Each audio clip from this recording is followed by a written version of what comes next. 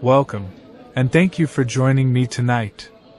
Before we begin our journey, allow yourself to leave behind the worries of the day, the endless thoughts, and the constant rush of the modern world. There is nowhere you need to be, and nothing you need to do. Tonight, we will step quietly into an ancient Persian carpet workshop in the heart of Isfahan. A place where every thread has been woven with patience, every knot carries the memory of countless generations, and every finished carpet tells a story that words alone could never tell. Warm lanterns glow softly upon old brick walls. The scent of cedar wood, wool, and freshly brewed Persian tea gently fills the air, and the quiet rhythm of the wooden loom becomes as soothing as a peaceful heartbeat. So, find a comfortable place to rest, take one slow, gentle breath, and allow yourself to drift into the timeless beauty of ancient Persia, where every thread leads you a little deeper into peace, and a little closer to sleep.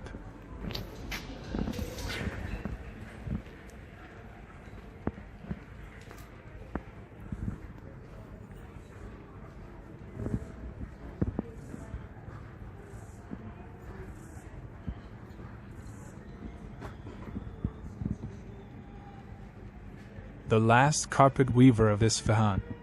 Chapter 1: The Quiet Workshop. The evening has come softly, and slowly, the way evenings always do in Isfahan. You notice it first in the quality of the light. The golden warmth of the afternoon has begun to deepen, to settle, to grow still, as though the sun itself is drawing one long, quiet breath before releasing the city into the gentle arms of night. The sky above Isfahan holds the last pale traces of amber and rose, colors that seem painted by a careful and patient hand. Colors that have no urgency in them, no hurry, only a slow and tender dissolving into the blue that waits behind them. You stand for a moment, and you look up, and you breathe. The air here has a quality that you cannot quite name at first. It is cool, but not cold. It carries with it the faint mineral scent of old stone, of clay walls that have absorbed centuries of sunlight and released them slowly, gently, night after night, year after year. You breathe again, and deeper this time. And something in you begins to slow. The city around you is settling into its evening rhythms. Those ancient, unhurried rhythms that have not changed in centuries. A woman hangs a length of woven cloth from a high window above the alley. It drifts gently in the evening air, crimson and gold, swaying, barely, like a half-remembered lullaby. A cat moves silently along the base of a pale stone wall.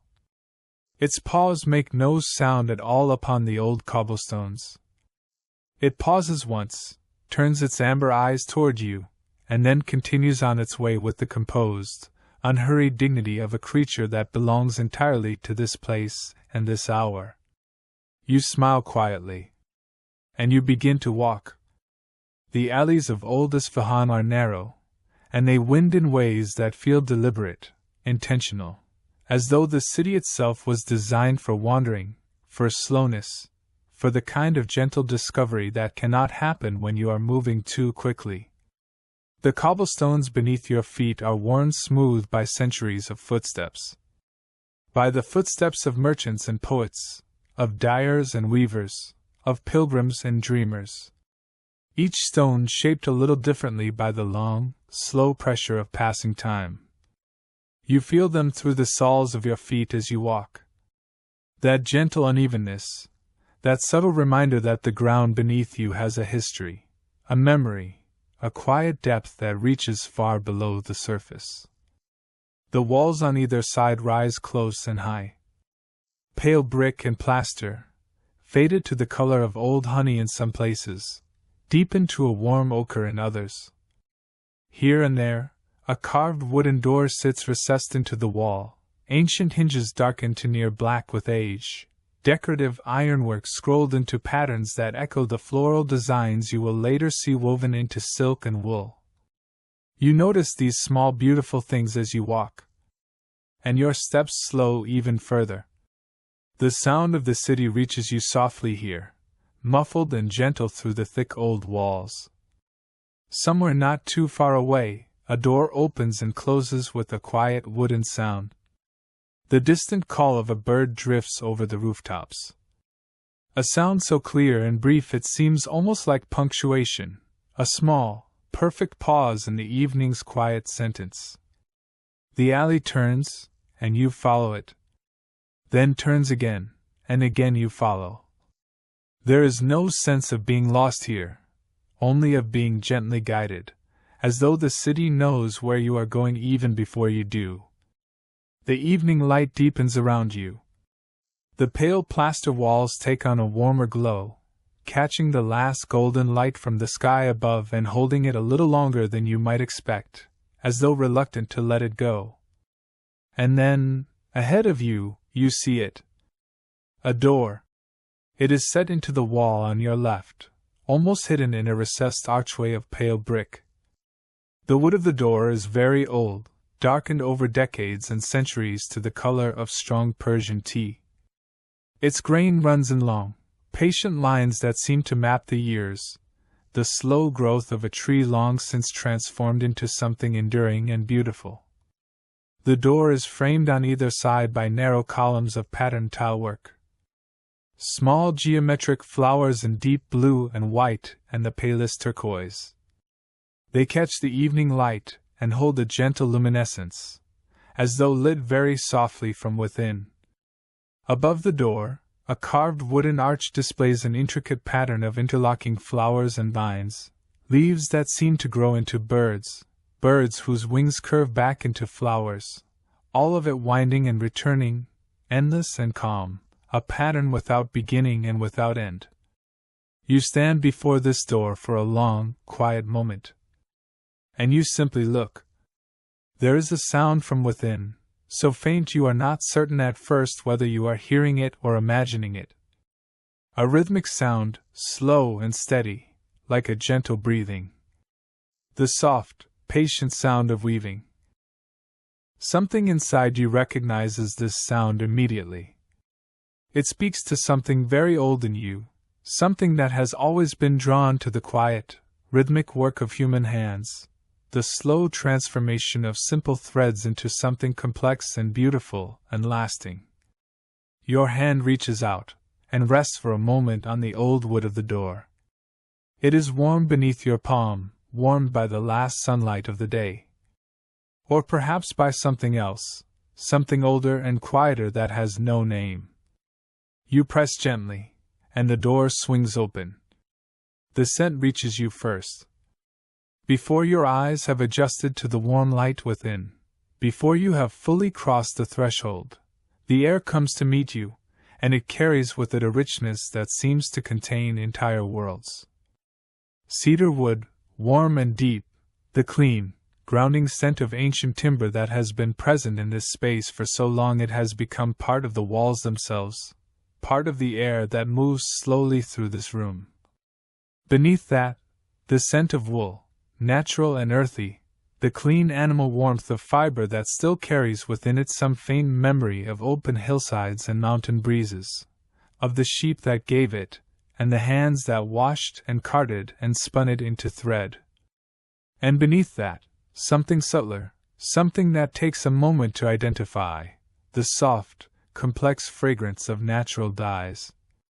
Madder root and pomegranate rind, walnut husks and indigo, weld and vine leaves, the distilled essence of plants and minerals that have been coaxed over long and patient hours into colors of extraordinary beauty.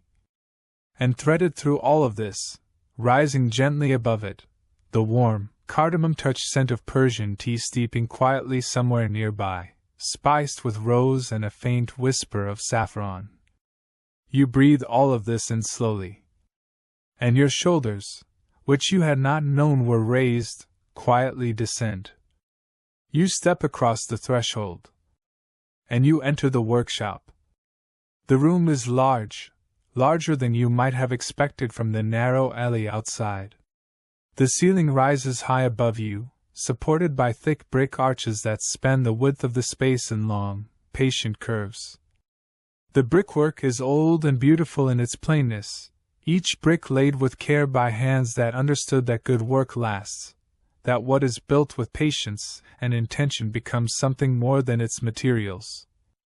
The walls are pale, that same warm honey and ochre tone as the alleys outside, but here the light that falls upon them comes not from the sky but from oil lamps. Many of them, hung at intervals along the walls, set into niches carved into the brick, placed on wooden shelves and low wooden tables throughout the space. Each lamp casts its own small warm pool of golden light, and together they fill the room with an illumination that is soft and uneven and deeply, profoundly gentle. It does not dazzle, it does not demand, it simply glows, warmly, steadily, the way a good fire glows, the way kindness glows. The shadows in the high corners of the room are not dark or threatening. They are simply deeper versions of the warm quiet that fills the space entirely. They hold the room gently from above, the way night holds a sleeping city. The looms. They are the first things your eyes are truly drawn to as your vision settles and adjusts. They stand throughout the room like the pillars of some ancient temple, tall and patient and composed. Each one is constructed of heavy timber, wood that has been smoothed by long use to a deep brown warmth. The vertical beams rise nearly to the ceiling, and between them, the horizontal bars hold the warp threads taut in long, parallel lines of extraordinary precision. These threads, the warp threads, run from the top of each loom to the bottom in close, even rows. They are pale, undyed wool or silk in their natural state, and in the warm lamplight they seem almost to glow, to have their own quiet luminescence, like the lightest lines in an old drawing. The looms stand silently now, in this particular moment, but you can see in their structure, in the careful arrangement of their threads, in the small tools laid neatly at their bases, that they are not simply furniture. They are instruments. Instruments of an extraordinary kind of music, the music of pattern and color and form that unfolds not in moments, but over months and years. You move slowly among them. Your footsteps are quiet on the worn stone floor. At one of the larger looms, the weaving is already far advanced.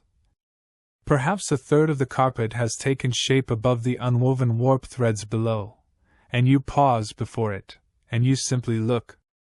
The portion already woven displays a richness of color and pattern that seems almost impossible to take in all at once.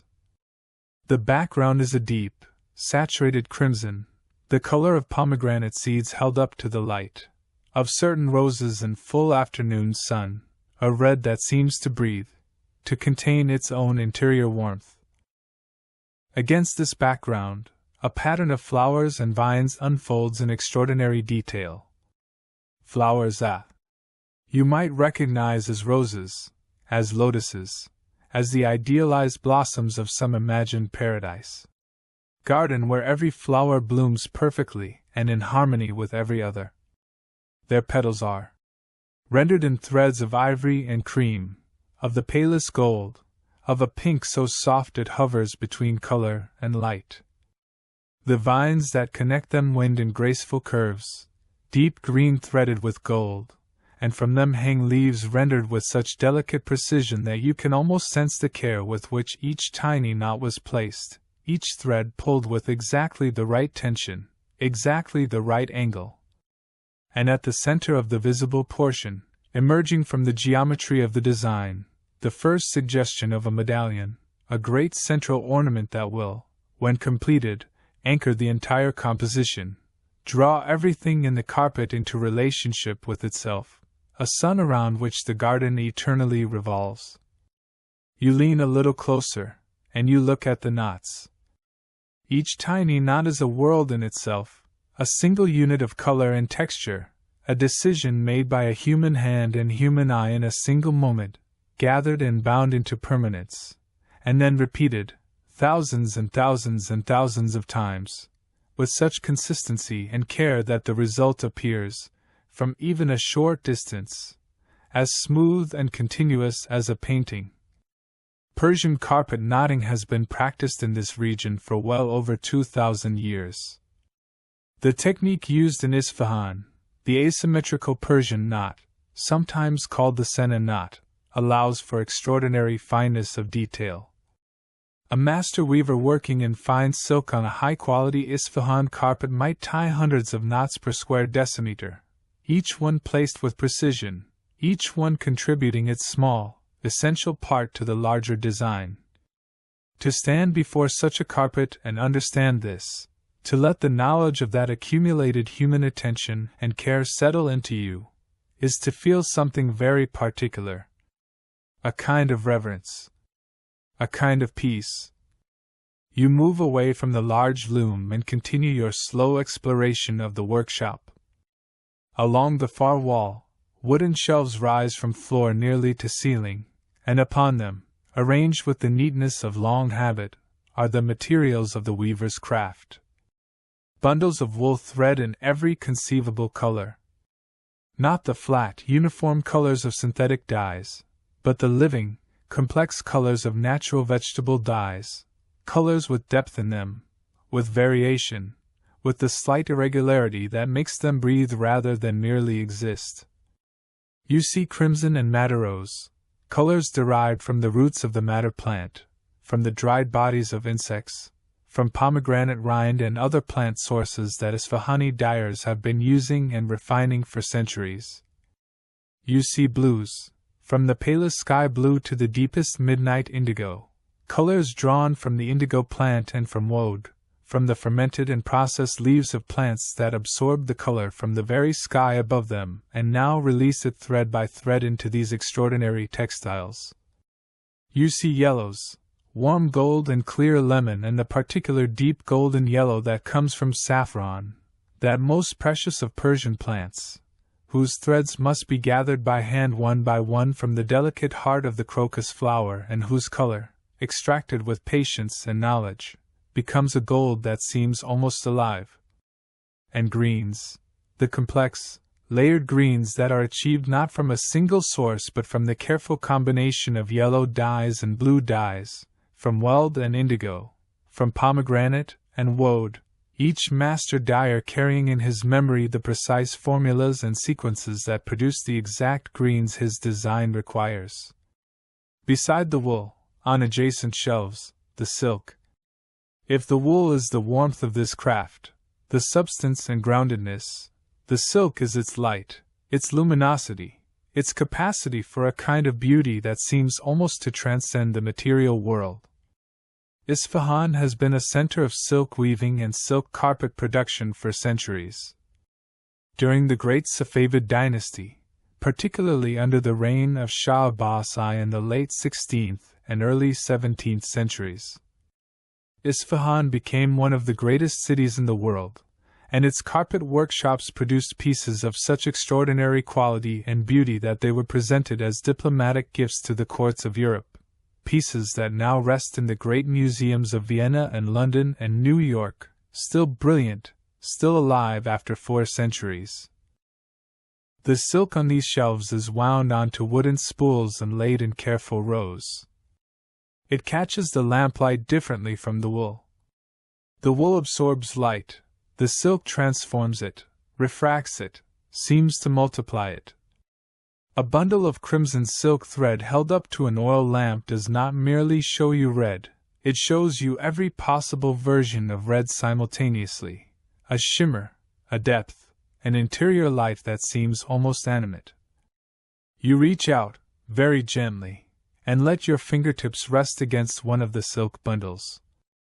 It is almost impossibly soft, cool and smooth and weightless in a way that seems to contradict its extraordinary visual richness. You withdraw your hand slowly, and you feel the faint warmth of lantern light settle back around you like a shawl.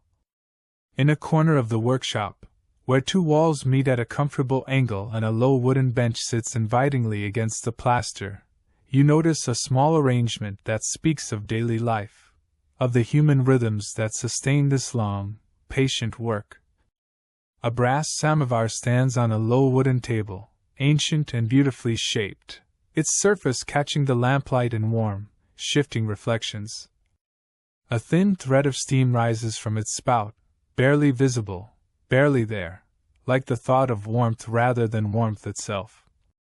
Beside it, a small tray holds several ceramic cups, hand-painted in the traditional Persian manner, deep blue and white, with small floral designs that seem, in miniature, to echo the great carpet designs unfolding on the looms across the room.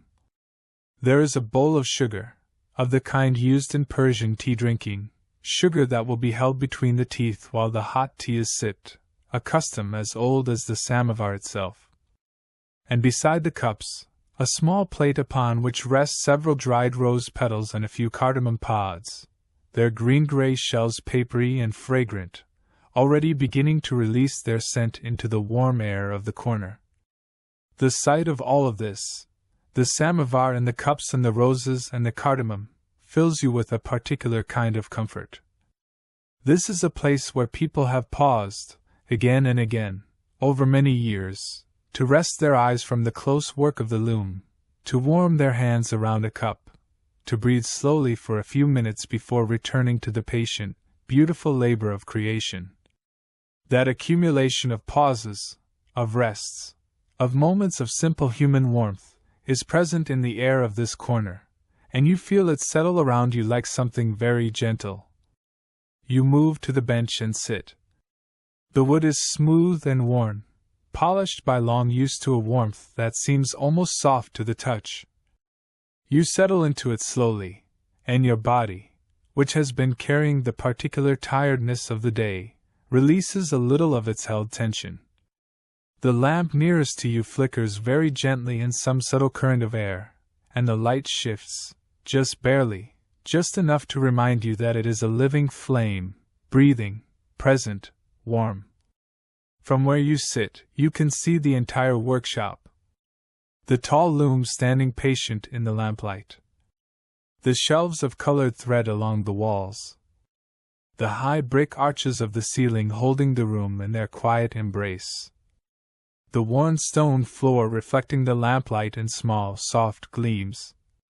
And through a carved wooden screen high on one wall, the last faint glow of the evening sky, deep blue now, deepening still, the stars beginning their slow appearance one by one as the sky darkens to receive them. The sound of weaving, that soft, rhythmic sound that greeted you at the door, has been present all along beneath everything you have been seeing and smelling and feeling. You notice it now with full attention. It comes from a loom near the center of the room, where a figure sits upon a wooden bench slightly elevated before the great warp threads, working with movements so practiced and habitual that they seem almost automatic. The way breathing is almost automatic. The way the beating of a heart is almost automatic. But nothing here is truly automatic. Every movement is a choice, a decision made and remade in rapid succession, the result of knowledge so deep and so long practiced that it has passed beyond the stage of conscious deliberation into something that functions like instinct, like memory, like the kind of knowing that lives in the hands rather than the mind. The weaver's hands move with extraordinary economy. There is no wasted motion, no hesitation, only the smooth, steady progression of a craft that has been refined over centuries into something approaching perfection. A length of colored thread is drawn from a small bundle at the weaver's side. It passes through the warp threads in a precise sequence, is tied with a knot so swift and sure it seems to happen in an instant, and is cut with a small knife whose blade has been worn by long use to a curve that seems designed for exactly this motion. Then another thread, another knot, another small precise cut. Over and over. The rhythm of it is as steady and as calming as a heartbeat. The workshop carries within its walls the deep history of Isfahan's carpet tradition. Isfahan sits at the center of Iran, at the meeting point of trade routes that have connected east and west for millennia. It was this position, and the extraordinary quality of its water, and its air, and its light, that made it for centuries one of the great cultural capitals of the world. When Shah Abbas I moved his capital to Isfahan in 1598, he transformed the city into a monument of Persian civilization.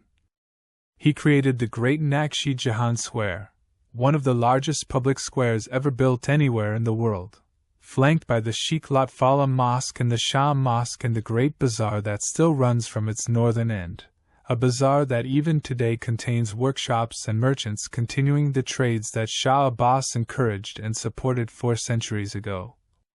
Under the Safavid Shahs, Persian carpet weaving reached heights of artistic achievement that have never been surpassed.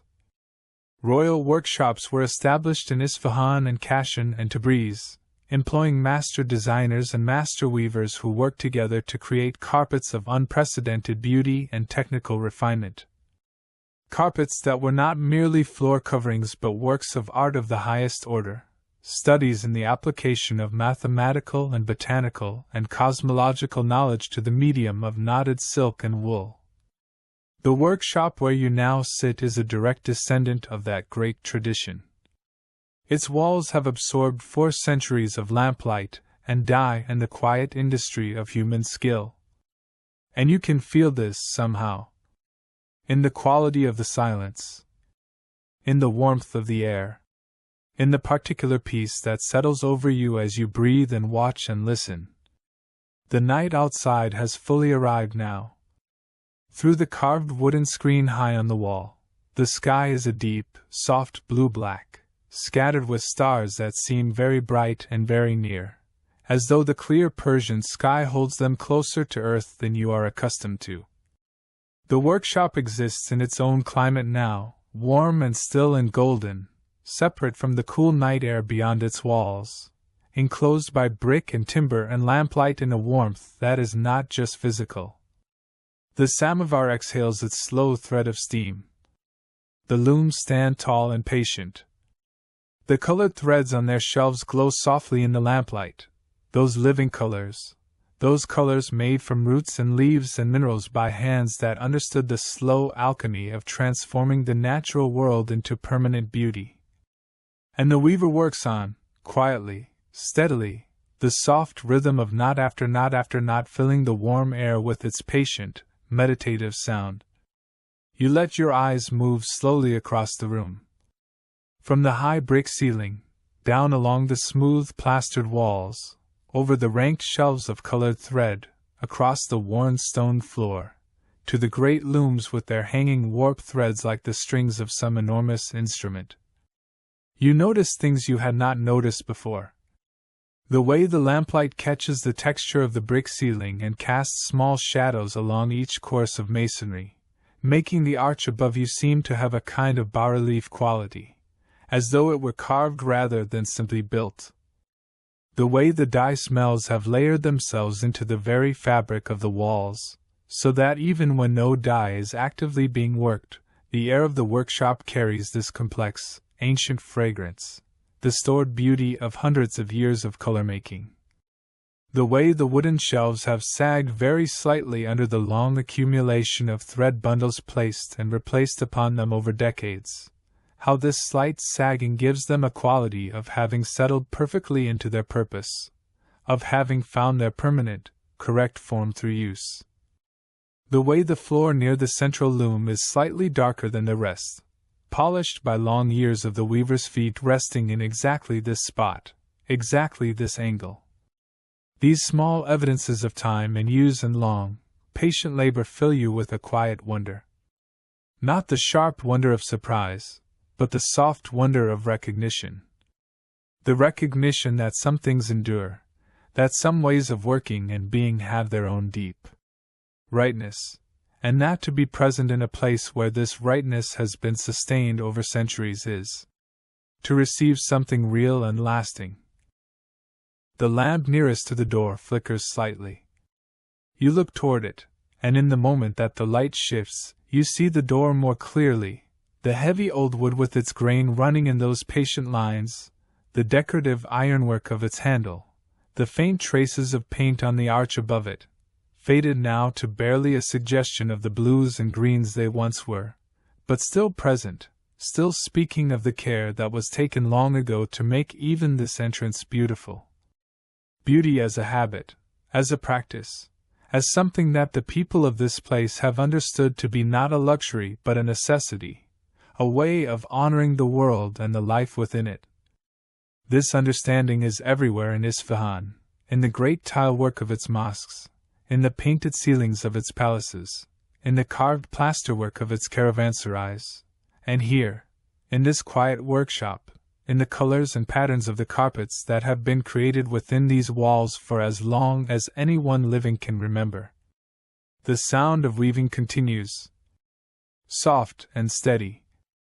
The lamp flames burn their still, warm gold. The samovar exhales its quiet breath of steam.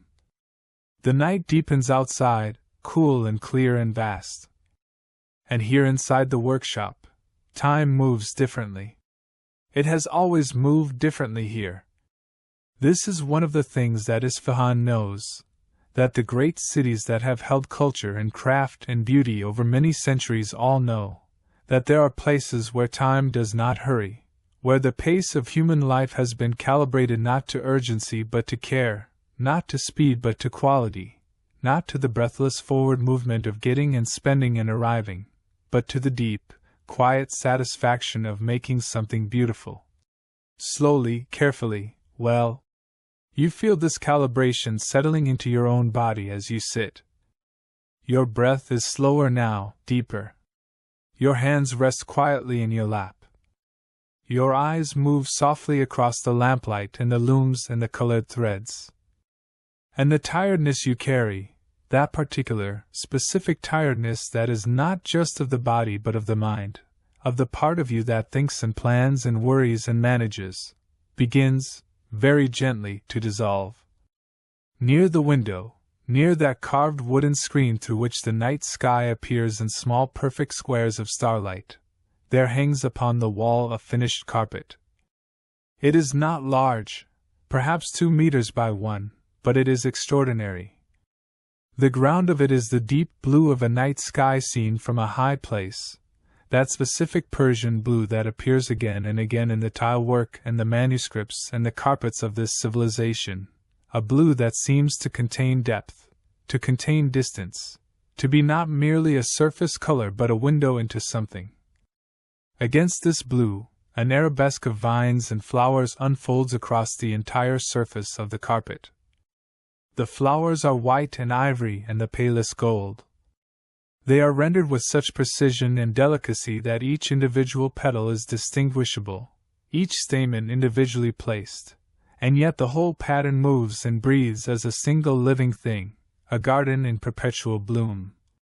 At the 4 corners of the carpet, quarter medallions emerge from the edges, their curves suggesting the full circle of which each is 1/4. The great central medallion that would complete the design if the carpet were 4 times its actual size. And at the very center, the medallion itself, deep red at its heart, opening through layers of ever paler color to a final ring of gold at its outer edge, petals within petals within petals, a flower containing the memory of every flower that ever bloomed in a Persian garden. You look at this carpet for a long time, and the looking itself becomes a kind of rest. The workshop breathes around you. The lamplight is unwavering now, the subtle air currents of evening having stilled to a deep calm. The sound of weaving, that soft, patient sound, continues its gentle rhythm. And the scents of the room layer themselves one upon another in your awareness, cedar and wool and dye and tea and the faint sweetness of old wood, the faint mineral sharpness of stone, the faint living warmth of flame. You find that you are not thinking about anything in particular. Not planning. Not remembering. Not anticipating. You are simply here, in this warm and beautiful place, breathing and watching and listening. And this simple presence, this being here without agenda, without urgency, without the need to do or be or achieve anything at all, is deeply, profoundly restful. The weaver pauses for a moment in the work, and reaches without looking toward a small clay cup that rests on the floor beside the bench, lifting it and drinking slowly, head slightly inclined, eyes resting on the partially completed carpet in a gaze that is both evaluating and affectionate. The way you might look at something you have made that has, at this stage, become more itself than you had imagined at the outset, where the process of making has brought forth something that exceeds the original plan, something with its own quality, its own presence. The cup is set back down, gently, and the weaving resumes. That soft, steady rhythm. That patient, beautiful sound. Outside the workshop walls, the ancient city of Isfahan rests in its evening quiet. The great Nakshi Jahan Square, one of the wonders of the world, lies just beyond the old bazaar, its enormous proportions wrapped in the cool night air, the great mosques at its edges silent and magnificent, their tilework invisible in the darkness but present, holding in their surfaces all the color of the coming day. The Ali Kop Palace stands at the western side of the square, its high loggia looking out over the vast open space where once Shahs sat and watched their soldiers drill and their poets recite and their fireworks fill the Persian night with temporary light. The great bazaar that connects the square to the older commercial center of the city is quiet now, its vaulted brick corridors empty of the movement of daytime. The merchant stalls shuttered, the tea houses closed, the carpet sellers' goods rolled and stacked, waiting for tomorrow. But in workshops like this one, tucked into the warren of alleys that surround and interpenetrate the old city, the gentle industry continues. Has always continued. Will always continue. You let your eyes close for just a moment.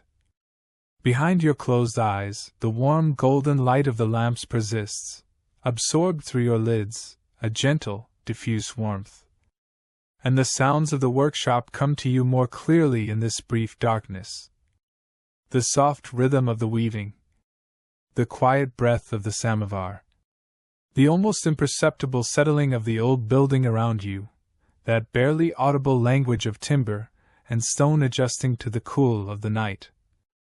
A breath of air moves through the carved screen, very gentle, very cool, carrying with it just the faintest scent of the night outside, of jasmine somewhere in a nearby garden, of old stone and the particular clear emptiness of a starlit sky. You open your eyes again. The workshop is exactly as it was. Warm, still, golden. The looms standing tall. The threads glowing on their shelves. The lamp flames burning their patient gold. There is a particular quality to the peace of this place that you find yourself wanting to understand, to articulate to yourself, though perhaps understanding is not required, perhaps the peace simply is, and the only response it requires is to receive it. But the quality of it seems connected to the quality of the work done here.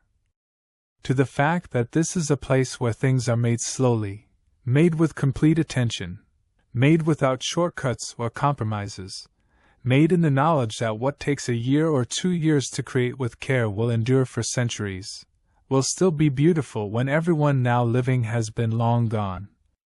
This relationship with time, this willingness to work at the pace that the work requires rather than at the pace that impatience demands, creates a kind of atmosphere, a quality of presence in the space, as though the patience of the work has permeated the walls and the air, and now rests here permanently, available to anyone who enters and is willing to slow down enough to receive it. You are willing. You are slowing. The lamp in the nearest niche burns steadily. Its flame is a small, perfect teardrop of gold, barely moving, barely wavering, as still as a flame can be and still remain alive. You watch it for a while. Just watching. The way you might watch the surface of still water, or the slow movement of clouds, or the patient process of leaves falling one by one from an autumn tree. Watching something that moves in its own time, at its own pace, not according to any external demand, is one of the simplest and most profound forms of rest that exists. The flame does not hurry. The flame simply burns. And watching it, you find that something in you simply is.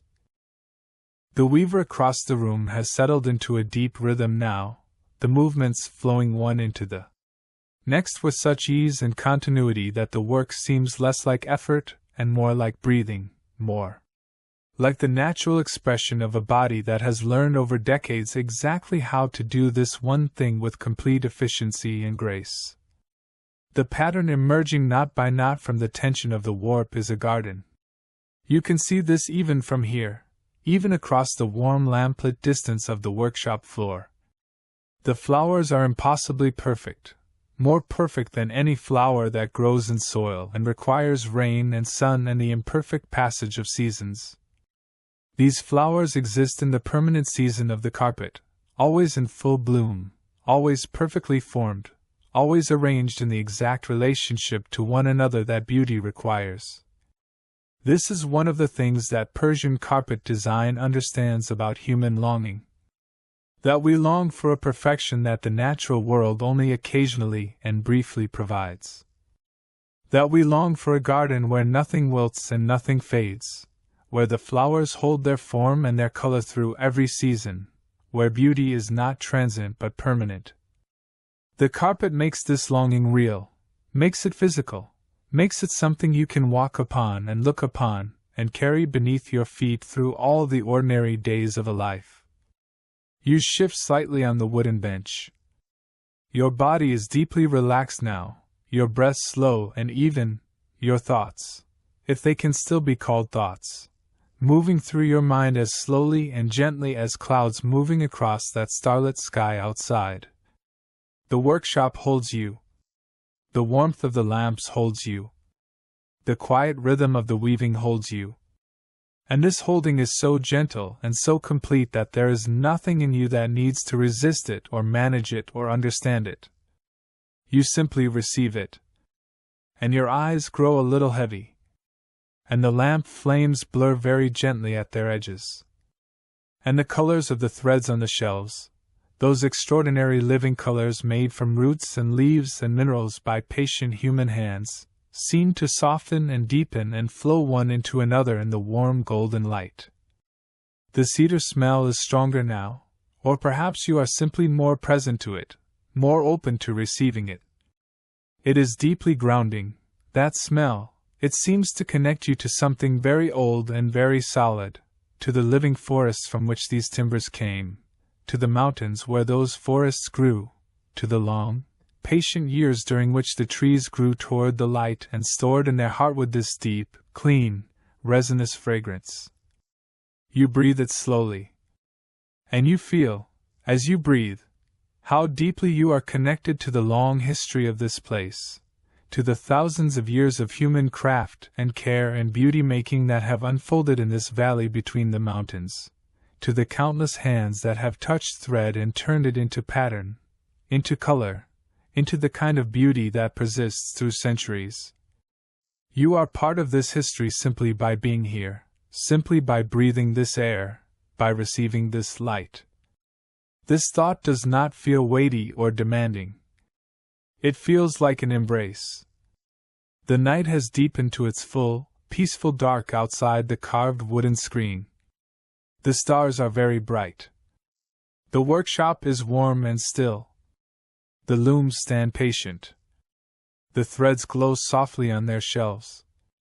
The samovar breathes its quiet steam. And the weaver works on, quietly, steadily, building a garden one knot at a time, building beauty in the only way that beauty can truly be built, slowly, carefully, one small decision at a time, each decision informed by all the decisions that came before, and pointing toward all the decisions that will come after. Until at last the carpet is complete, and the pattern that exists now only in the memory and imagination of the weaver and in the partial form emerging from the loom will be fully present in the world, a permanent beautiful thing, a made thing that will outlast its maker, that will carry the knowledge and care and patience of its creation into futures either the weaver nor you can see or know. This is one of the great gifts of craft. this reaching forward through time, this making of things that endure. Oh, you lean your head back very gently against the plaster wall behind the bench. The plaster is smooth and slightly cool against the back of your head. And you look up at the ceiling. The great brick arches above you span the room in their patient curves, each brick placed by a long-ago hand with care and intention, and together holding the weight of the centuries above you with the same steady reliability they have always held it. The lamplight plays across the brickwork, and you see the ceiling as a kind of map, of courses of masonry precisely laid, of arches whose curvature was calculated long ago by craftsmen who understood the mathematics of weight and thrust and the particular, exact geometry of the arc. This ceiling has held since the Safavid era. Perhaps longer. It has held through earthquakes and invasions and the long, slow passage of every season. It holds now. Steady above you. Warm in the lamplight. And you feel yourself held with it. The weaving sound continues. Soft and steady and infinitely patient. One knot, and then another. One thread of color drawn through the waiting warp, tied, cut, and then another, and then another. It is the sound of making. Of the slow, patient accumulation of small decisions into something larger than any individual decision can suggest. It is the sound of time being used well. Of hours given their proper weight and attention. Of the human capacity for sustained care being expressed in its fullest and most beautiful form. And listening to it, as the lamplight glows warm and the scents of cedar and wool and dye and tea drift gently through the still air, as the night deepens beyond the carved wooden screen and the stars hold their places in the vast clear sky. You feel yourself beginning to drift. Very gently. Very naturally. As though the gentle rhythm of the weaving is a hand resting lightly on your shoulder. Guiding you. Not forward. Not toward anything. Simply. Down. Into the deep, warm quiet that waits beneath all the movement and noise of the day. Into the place where rest is complete. Where nothing is required. Where you simply are. The lamp flames burn their patient gold. The loom holds its colored threads in patient tension. The samovar breathes its quiet thread of steam. And the workshop of the last carpet weaver of Isfahan holds you in its ancient, beautiful, unhurried embrace. As the first chapter of the night draws softly to its close. And the second begins to gather in the warm and waiting dark. Sleep now. Breathe. And let the quiet of this ancient place come gently to rest around you. Like a carpet. Woven with care. And laid down softly. Beneath the stars of Isfahan. Chapter 2: Threads of Ancient Persia. The night has settled fully now, fully and completely, like a great dark velvet cloth lay gently over the ancient city. And yet within the workshop, nothing has changed. The warmth persists, steady and complete, held within the thick old walls of brick and plaster as reliably as warmth is held within the walls of any place that has been inhabited with care over many centuries. The lamps burn on, each small flame as steady as a held breath, as unwavering as a deeply held intention. The samovar exhales its patient thread of steam, barely visible in the warm air, present as a whisper is present, as a memory is present. And the weaver works on. You watch.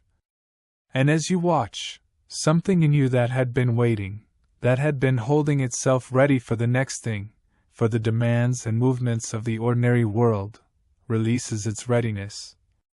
And rests. The weaver's hands. You find your gaze returning to them again and again. They move with a fluency and sureness that seems almost impossible to the eye trained only by the ordinary uses of hands in daily life. They move the way water moves, finding their course without hesitation, without wasted motion, with the beautiful economy of something that has learned exactly what it needs to do and does only that. The right hand lifts a prepared length of thread, draws it through the warp threads with a motion that is both decisive and delicate, and ties the Persian knot with a swiftness that makes it seem effortless. The left hand holds the tension of the warp steady, mediating between the rigidity of the frame and the controlled flexibility required for the knot to sit correctly, at the right tension, either too loose nor too tight. Then the small knife, a karshi, the traditional cutting tool of the Persian carpet weaver. Its blade worn by long use to the precise curve that allows the thread to be cut at exactly the right length with a single controlled motion. The cut ends of the thread fall away. Two small tufts of color. And already the hands have moved to the next thread. The next color. The next knot. You find yourself understanding, slowly, what you are watching. Not merely the mechanical sequence of actions, but the intelligence that underlies and guides them. Every color choice in a Persian carpet is not made in the moment of weaving, it is made in advance, in the design stage, when a master designer creates the full-scale drawing, called the naksha, that will guide the entire production of the carpet. This drawing is made on graph paper, each small square representing one knot, each square colored to indicate the thread color that will fill it. The weaver works from this design like a musician works from a score, translating the pattern of squares and colors into the physical reality of knotted thread one element at a time. The design for the carpet taking shape before you was created by a master nakshakesh, a pattern drawer, whose knowledge encompasses not only the visual traditions of Persian design but the geometry and mathematics that underlie them, the principles of symmetry and proportion and repetition that allow a design to fill a carpet of any given size without distortion or imbalance. Persian carpet design is one of the great mathematical arts. Its surface appearance is floral and organic and full of the curves of living things. But beneath that surface, a rigorous geometric intelligence organizes every element. Every curve answers to a corresponding curve. Every flower is placed in exact relationship to every other flower. Every vine follows a path determined by the underlying geometry of the grid.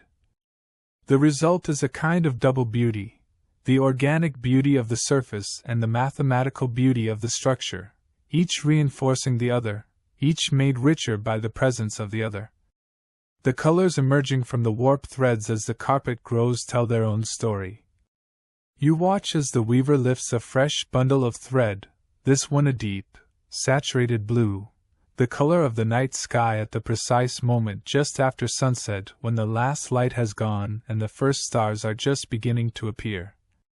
The bundle has been prepared by a dyer who is no longer present in the room, but whose work is nonetheless present in every thread, in every strand of that extraordinary blue. The dye used to achieve this particular color is indigo, one of the oldest and most important colorants in human history. Its use in Persia dates back thousands of years, and the knowledge of how to use it, how to ferment it, how to maintain the vat, how to control the depth of color through the number and duration of successive dips, is knowledge that has been passed from master to apprentice for countless generations. Indigo does not work like most dyes. It does not simply dissolve in water and transfer its color directly to the fiber. Instead, the indigo must be reduced, chemically transformed in a fermentation vat, into a pale, yellowish-green soluble form. It is in this transformed state that it enters the fiber, and then, when the thread is lifted from the vat and exposed to the air, the indigo reoxidizes, and the blue appears. Like a slow emergence. Like a color that was always there, waiting inside the fiber, needing only the right conditions to reveal itself. The thread of deep blue enters the warp, is tied, is cut, and another flower petal begins to take shape in the carpet. The contrast between the crimson ground and this deep blue creates a vibration of color that is almost musical, not in any literal sense, but in the way that certain combinations of sound create a particular emotional quality, a resonance, a feeling that arises from the relationship between the elements rather than from any single element alone. Persian carpet designers have understood this principle of color relationship for centuries. They know that the same red looks different beside blue than it does beside gold, that the same blue deepens or lightens depending on what surrounds it, that the relationships between colors are as important as the colors themselves. This knowledge, accumulated over generations of observation and practice, is carried in the designs they create, in the color assignments of the naqsha, in every choice about which thread should appear in which position. And you can see it working as you watch. The blue deepening the crimson warming the blue, together creating a richness that neither could achieve alone. You breathe slowly. The air of the workshop is warm and still. The scents that filled it when you first entered are still present, still layered one upon another in that complex, ancient perfume that seems to speak of decades and centuries of accumulated labor and beauty. But now, as the weaver works with the indigo thread, you detect something additional, something that was perhaps always there but that you notice only now. A very faint, cool, slightly fermented quality in the air, the ghost of the dye vat, the memory of the reduction process that transformed the raw indigo into its soluble form, absorbed long ago into the walls and floor of the workshop and gently, continuously released. It is not unpleasant, not at all. It is simply present, another layer in the deep history of this place, another sensory thread connecting you to the long story of what has been done here. The weaver pauses, just briefly, and tilts the small clay cup again, and drinks the last of whatever was in it. Then sets it down with the quiet finality of someone who will refill it presently, but who is not in any hurry. From a corner of the room you had not previously examined closely, there comes a very faint sound, a sound you find difficult to locate or categorize at first. Then you understand. It is the sound of someone else, somewhere deeper in the building beyond the workshop, humming. A melody you do not know, but that carries within it a quality of great age, a modal quality, the particular emotional color of Persian classical music, of the dastgah, the modal frameworks within which Persian music has moved and breathed for centuries. The humming is barely audible, a presence more felt than heard, as though the music is not coming from a specific location but rising from the walls themselves, from the stored memory of all the music that has been heard within them over all the years. You listen, and the melody winds through the warm air of the workshop like a thread of saffron gold through a crimson carpet.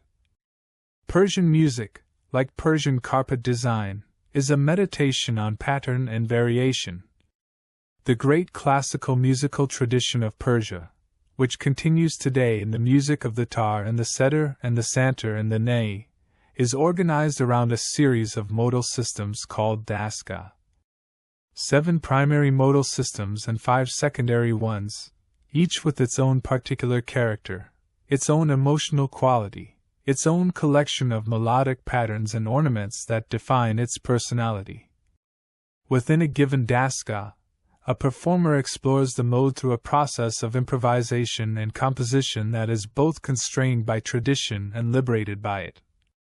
The modal framework provides the structure, the boundaries within which creativity operates, and the great masters of Persian classical music have always understood that these boundaries are not limitations but gifts, that knowing exactly where the edges are is what allows you to move freely and beautifully within them.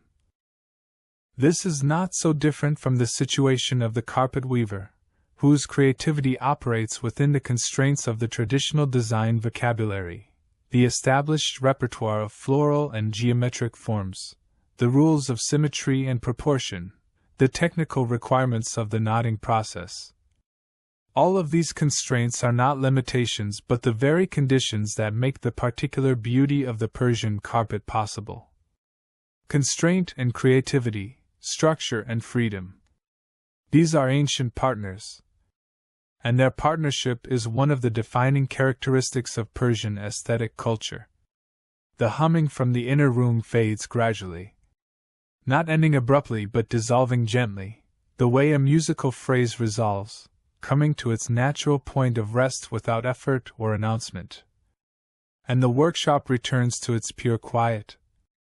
The weaving sound, the samovar breath, the patient, steady, warm silence that underlies all the sounds of this place. You look again at the colored threads on the shelves. And now, with the awareness that has been growing in you through the hours of this evening, you begin to see them differently. Each bundle of thread, each wound spool of silk or wool in its extraordinary color, represents a long and complex history. The yellow silk in the upper right of the nearest shelf, that deep golden yellow that seems to catch and hold the lamplight, was produced by dyeing raw silk thread with saffron, with the dried stigmas of Crocus sativus, the saffron crocus that has been cultivated in the Persian highlands for at least 3,000 years, whose harvest requires dozens of workers bending over acre after acre of blooming crocus at the precise moment of flowering to gather the 3 tiny stigmas from each individual flower before they fade. It takes approximately 150,000 flowers to produce a single kilogram of saffron. The color in that small bundle of silk thread represents countless flowers, countless moments of careful human attention, the long accumulated knowledge of cultivation and harvest and processing and dyeing. You look at the golden thread and you see, very faintly, the morning light on the highlands where the crocus grows, the bent figures of the pickers moving slowly through the rows of purple flowers, the careful hands lifting each tiny stigma. The red bundle just below it carries its own history. The deep, rich madder red, derived from the roots of Rubia tinctorum, the madder plant that has been cultivated in the Isfahan region and throughout Persia for thousands of years, roots that must be dried and ground and processed through a complex series of mordanting and dyeing steps that vary from region to region and from dyer to dyer, each master dyer's formula a closely held secret. A professional inheritance passed from parent to child over generations. The particular red of Isfahan carpets, that warm, slightly orange-tinged red that distinguishes Isfahan work from the cooler reds of Tabriz or the deeper brick reds of some tribal weavings, is the result of specific local knowledge about mordanting with alum, about the precise temperatures and durations of the dye bath, about which varieties of madder root produce which qualities of color. This knowledge is not written down anywhere. It lives in hands and memory. In the accumulated experience of dyers who have worked in this city for generations, who have adjusted their formulas through seasons of experimentation and attention, who have developed an intuitive understanding of their materials that cannot be fully transmitted through any medium other than direct experience. The green threads. Persian carpet dyers learned early that a true green dye of sufficient fastness did not exist in the natural world, or at least, no single natural source could provide it. The solution was combinatorial, 2 separate processes applied sequentially to the same fiber, first a yellow dye, often from weld or pomegranate, or vine leaves, and then an indigo over dye, the 2 colors combining in the fiber to produce the green. The specific quality of the resulting green, its warmth or coolness, its depth or brightness, depended on the proportion of yellow to blue, on the specific yellow dye used, on the concentration of the indigo vat, on the number of dips in each bath. A master dyer could produce a wide range of greens from the same 2 base colorants by varying these parameters, could create the bright, fresh green of new leaves and the deep, muted green of old cypress trees and the warm, complex green of the underside of a fig leaf, all drying in the afternoon sun. This understanding of color, this practical, experiential, deeply embodied knowledge of how color is made and how colors relate to one another informs every decision in the carpet design process.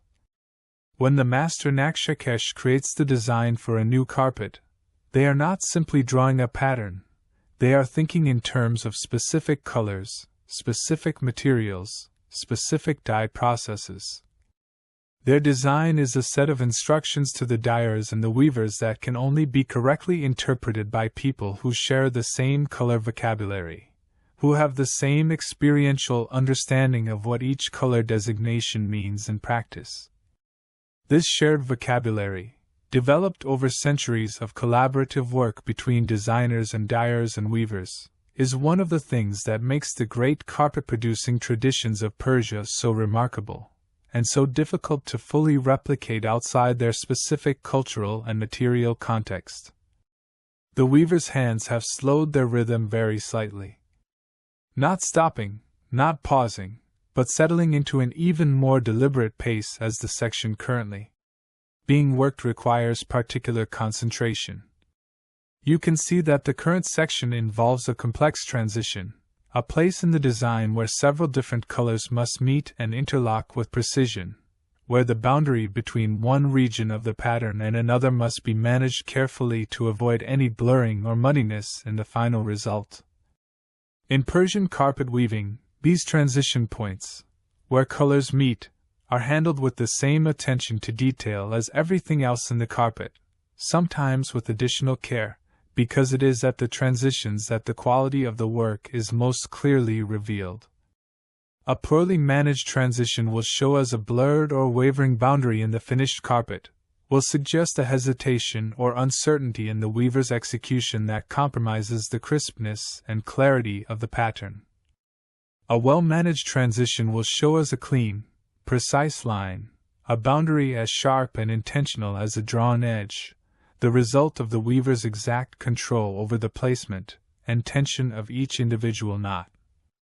You watch as the transition unfolds, thread by thread, knot by knot. The boundary between the deep crimson field and the ivory ground of the central medallion beginning to take its precise, clean form. The weaver's concentration is visible not as tension but as a particular quality of stillness, a gathered attention that shows in the slowing of the movements and the increased deliberateness of each choice. This quality of gathered attention, of stillness in the service of precision, is something you recognize from other forms of skilled work, from the moment when a calligrapher lifts the pen above the paper and collects themselves before the first stroke, from the moment when a musician pauses before the climactic passage of a piece, from the held breath before any act that must be exactly right. There is beauty in this gathering, in the visible evidence of a human being bringing their full attention to bear on a single task, in the knowledge that what follows will be shaped by this care. The transition is navigated. The clean line of the boundary emerges between the crimson and the ivory, precise and clear, and the weaver's pace returns to its steady rhythm. Thread, knot, cut. Thread, knot, cut. From the shelf above you, a very faint sound. Not the humming from earlier, something different.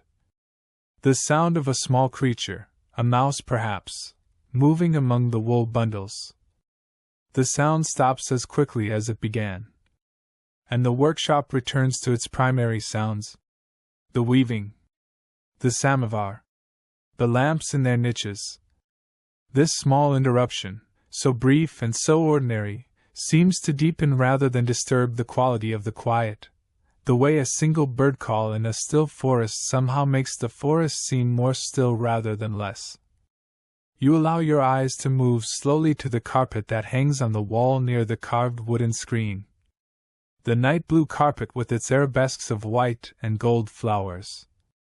You have been looking at it at intervals throughout the evening, each time finding new things to notice, new details revealing themselves in the warm lamplight. Now you notice the border. Every traditional Persian carpet has a border system, A series of bands running along all four edges that frames the central field design and provides a visual transition between the carpet and the floor or wall on which it lies.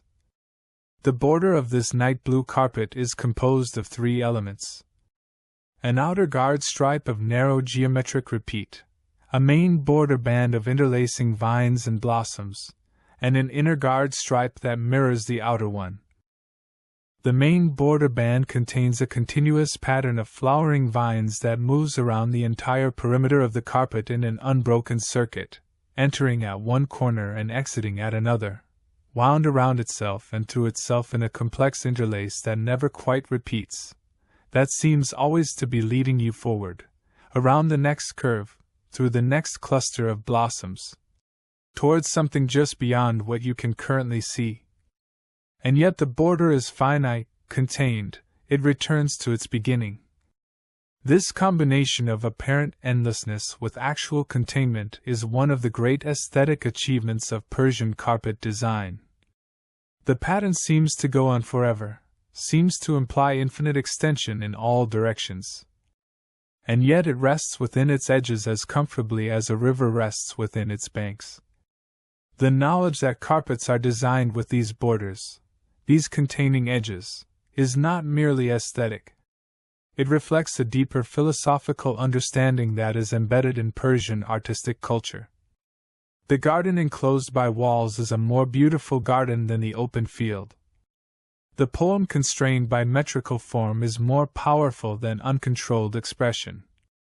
The melody contained within the dastgah is more moving than random sequence of notes. In Persian thought, beauty does not arise from unlimited freedom. It arises from the precise, intelligent, creative interaction between freedom and constraint, between the infinite and the finite, between the dream and the form that holds the dream. The weaver has reached for a new bundle of thread. This one carries a color that you have been waiting to see appear in the carpet, though you could not have said until this moment that you were waiting for it. The golden yellow of saffron. It enters the pattern now at the heart of what will become the central medallion, at the very core of the design, the point around which everything else is organized and from which everything else radiates. The placement of this golden yellow at the center of the medallion is not accidental. In Persian symbolic vocabulary, gold has multiple meanings. It suggests the sun, the source of light and life. It suggests divinity, the radiance of the sacred. It suggests the interior of the enclosed garden, the golden light that falls on the flowers of paradise. By placing the deepest gold at the center of the medallion, the carpet designer is suggesting that the entire carpet, with its field of flowers and its border of endless vine, is organized around a point of radiance, a source of light from which all the beauty of the design flows outward. The carpet is a sun. The carpet is a garden lit from within. You watch the golden yellow appear in the medallion, knot by knot, slowly taking its place at the center of everything. And you think, without quite thinking it as a fully formed thought, more as a feeling that moves through you like warmth, that this is what good work is. This willingness to place the most important thing at the center, to organize everything else in relationship to it, to let the design flow outward from the point of deepest meaning. The night outside the carved wooden screen has reached its most profound depth. The stars visible through the small carved squares of the screen are very bright. Bright with the particular clarity of a Persian night sky, unpolluted by the excessive artificial light that elsewhere dims the stars to paleness. The sky here still dark enough to let the stars show themselves fully, in their true numbers, in their true brightness. You look at them for a moment. These particular stars over Isfahan. The same stars that the mathematicians of the Safavid court charted with care, that the poets of the Abbasid Caliphate named and used as metaphors for every quality of beauty and sorrow and love, that Hafez watched from the same general latitude as you watch now, that Rumi knew, that Saadi walked beneath in the orange groves of Shiraz. These stars, unchanged, patient, still shining their cold, clear light over the city that has always looked up at them. The weaving continues. The golden yellow medallion grows. The deep crimson field advances thread by thread around the growing central ornament. And the flowers, those perfect, idealized, eternally blooming flowers of the Persian carpet garden, multiply in their patient rows above the yet unwoven warp below. You follow the design as it emerges, trying to hold in your mind the full pattern as you have seen it partially described in the Naksha, the paper design that guides the work. Though you cannot see the Naksha itself from where you sit, you can imagine it, a full-scale drawing in which every knot is represented as a small colored square, a grid of individual decisions that will be translated one by one into the physical reality of the carpet. The distance between the Naksha and the finished carpet, between the plan and the thing itself, is the entire distance of the craft. It is the distance that the weaver's hands traverse, thread by thread, knot by knot, day by day, over the months or years that a major Isfahan carpet requires. It is the distance between intention and realization, between the dream of beauty and the beautiful thing itself.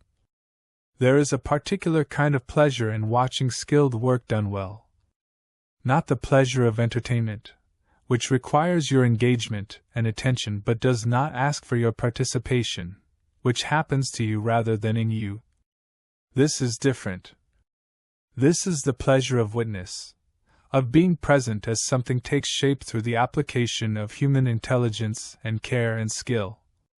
It is a pleasure that has something in common with the pleasure of reading a great poem, or watching a skilled musician.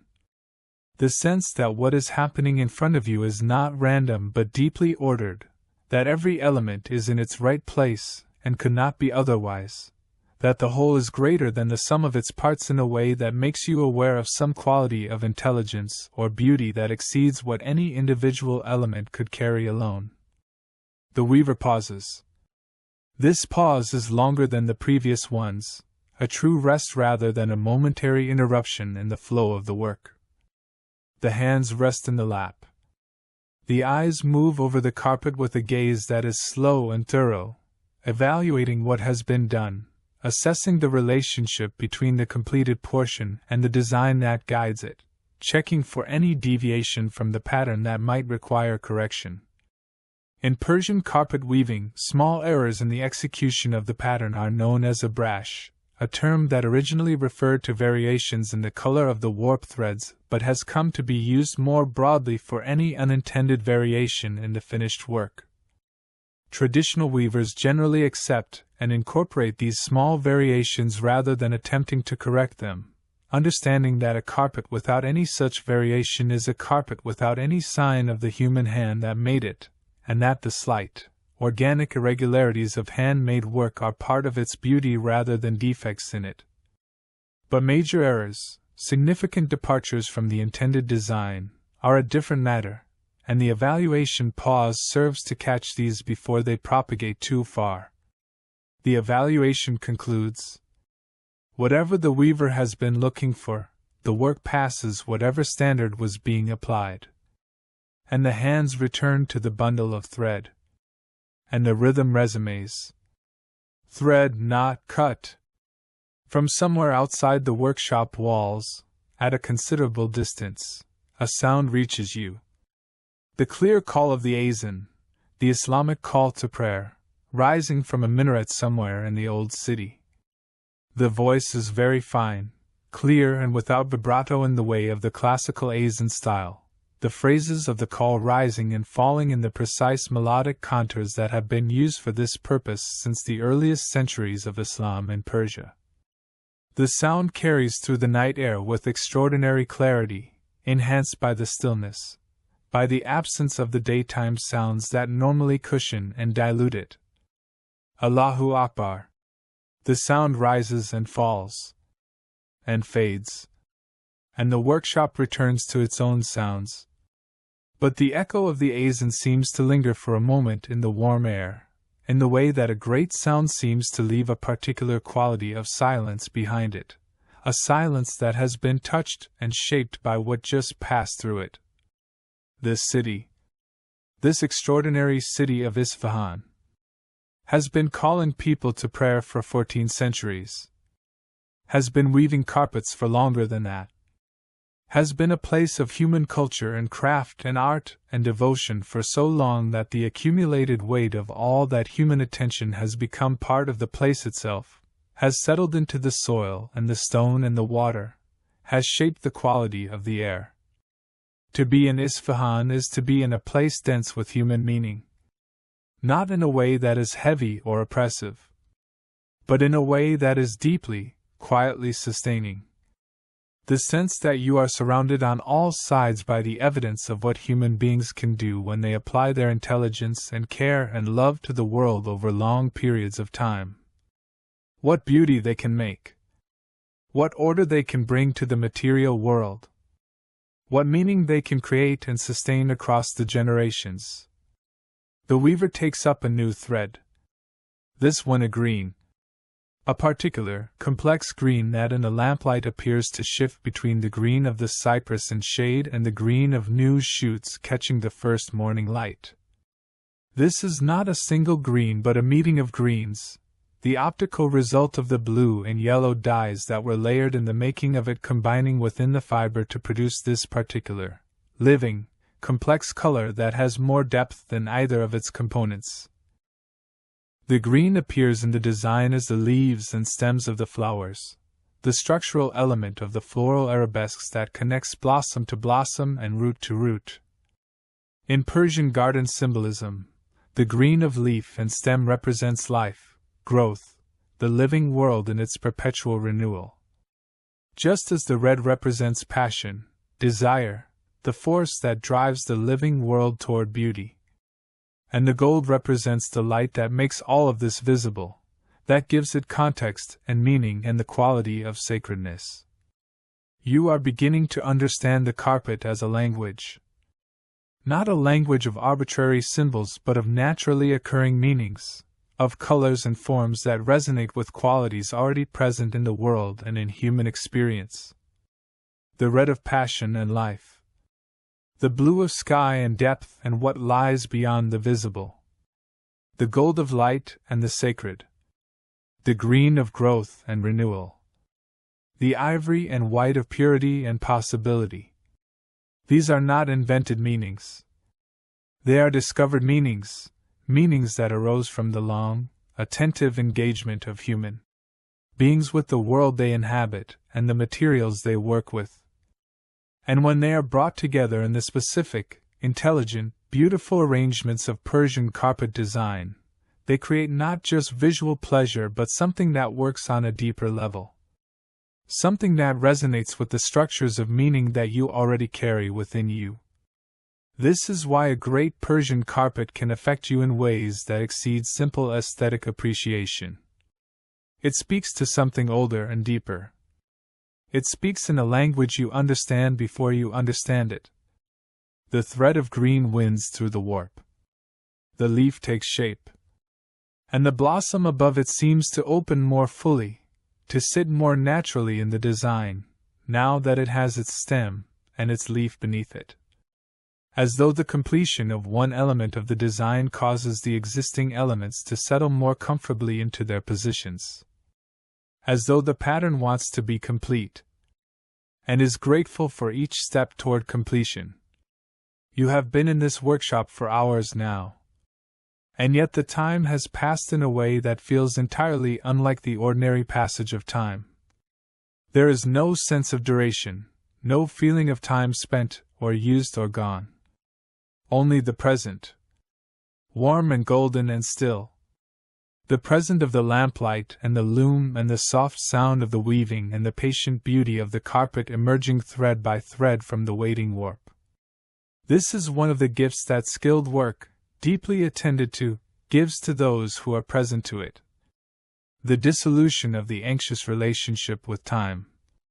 The release from the feeling that time is passing too quickly or too slowly, that there is too much to do or not enough, that you are behind or ahead. In the presence of work that is moving at exactly the pace it needs to move, that is giving itself entirely to the moment of its doing, time becomes simply the medium in which good things happen. Not a resource to be managed or a dimension to be feared. Simply the warm space within which the knots accumulate and the pattern grows. The weaver lifts the small clay cup again, but it is empty. A gentle moment of recognition, the cup tilted to the lips and then lowered again with a small smile that you see even from across the room. And the weaver rises. The movement is easy and unhurried, the movement of a body that is well acquainted with this room and these hours, that knows exactly how to navigate from the loom bench to the samovar without thought. The samovar is attended to. A small glass teapot rests upon its top surface, keeping warm in the rising heat of the water below it. And from this the tea is poured into the cup, the deep amber red of strong Persian chai catching the lamplight. Then a small pinch of dried rose petals from the dish beside the samovar, and a cardamom pod bruised between the fingers, releasing its clean, bright, resinous fragrance into the warm air of the corner. These are added to the cup, and the weaver returns to the bench, sits, and drinks slowly, eyes resting on the carpet. You watch this ritual, this simple, repeated human ritual of tea and rest and looking at the work, and you feel within it the entire texture of a life organized around craft. Not the life of a person for whom work is one activity among many competing for time and attention, but the life of a person for whom the work is the organizing principle, the thing around which everything else is arranged, the center of the carpet from which everything else radiates. This is a particular kind of life, less common now than it once was, but recognizable, and recognizable as containing something very valuable, something that the fragmentation and distraction of the contemporary world has made harder to access but has not made less necessary. The complete devotion of a life to a single deeply valued practice. The sense that what you do is also what you are. That the work is not separate from the self but continuous with it. The tea is finished. The cup is set down. And the weaver returns to the loom. Sits. And the rhythm resumes. Thread, knot, cut. As natural and as inevitable as breathing. From outside, through the carved wooden screen, you can see that the deep blue-black of the night sky has begun, almost imperceptibly, to shift. Not toward light, not yet, but toward a slight relaxation of its depth. As though the sky, like a sleeper in the deepest stage of sleep, has reached a turning point and is beginning, very gradually, the long, slow process of rising toward the surface of wakefulness. This shift in the sky is barely visible, more felt than seen. A slight change in the quality of the darkness rather than in its depth. But it signals that the night has passed its center. That the hours ahead, however many remain, are now drawing toward morning rather than moving away from it. You look back at the weaver. The carpet has grown visibly since the evening began. The central medallion is more complete now, the golden yellow at its heart surrounded by a ring of deep blue, and outside that blue, a ring of ivory, and outside the ivory, the beginning of the complex arabesque of petals and curves that will form the outer ring of the medallion before the design transitions back to the field of crimson and flowers. The progress is visible and real. And yet, from the perspective of the completed carpet that exists as a vision in the Naksha, in the master design, the work is still early, the full realization of the pattern still months or perhaps more than a year away. There is no impatience in the weaver's manner. No sense that the distance between the current state and the completion is a burden or a problem. The distance is simply the work. And the work is what gives the days their meaning and their shape. You think about the carpets from this tradition that exist in museums and collections around the world. The Artabile carpet, one of the greatest carpets ever made, now in the Victoria and Albert Museum in London, woven in the mid-16th century, its central medallion of extraordinary complexity suspended in a field of the deepest blue, covered with an arabesque of finest detail that seems to float above the surface of the ground rather than rest upon it. The Vienna hunt carpet, made in Isfahan during the Safavid period, its cream ground covered with royal hunting scenes framed in arabesques of extraordinary beauty, now in the Kunsthistorisches Museum.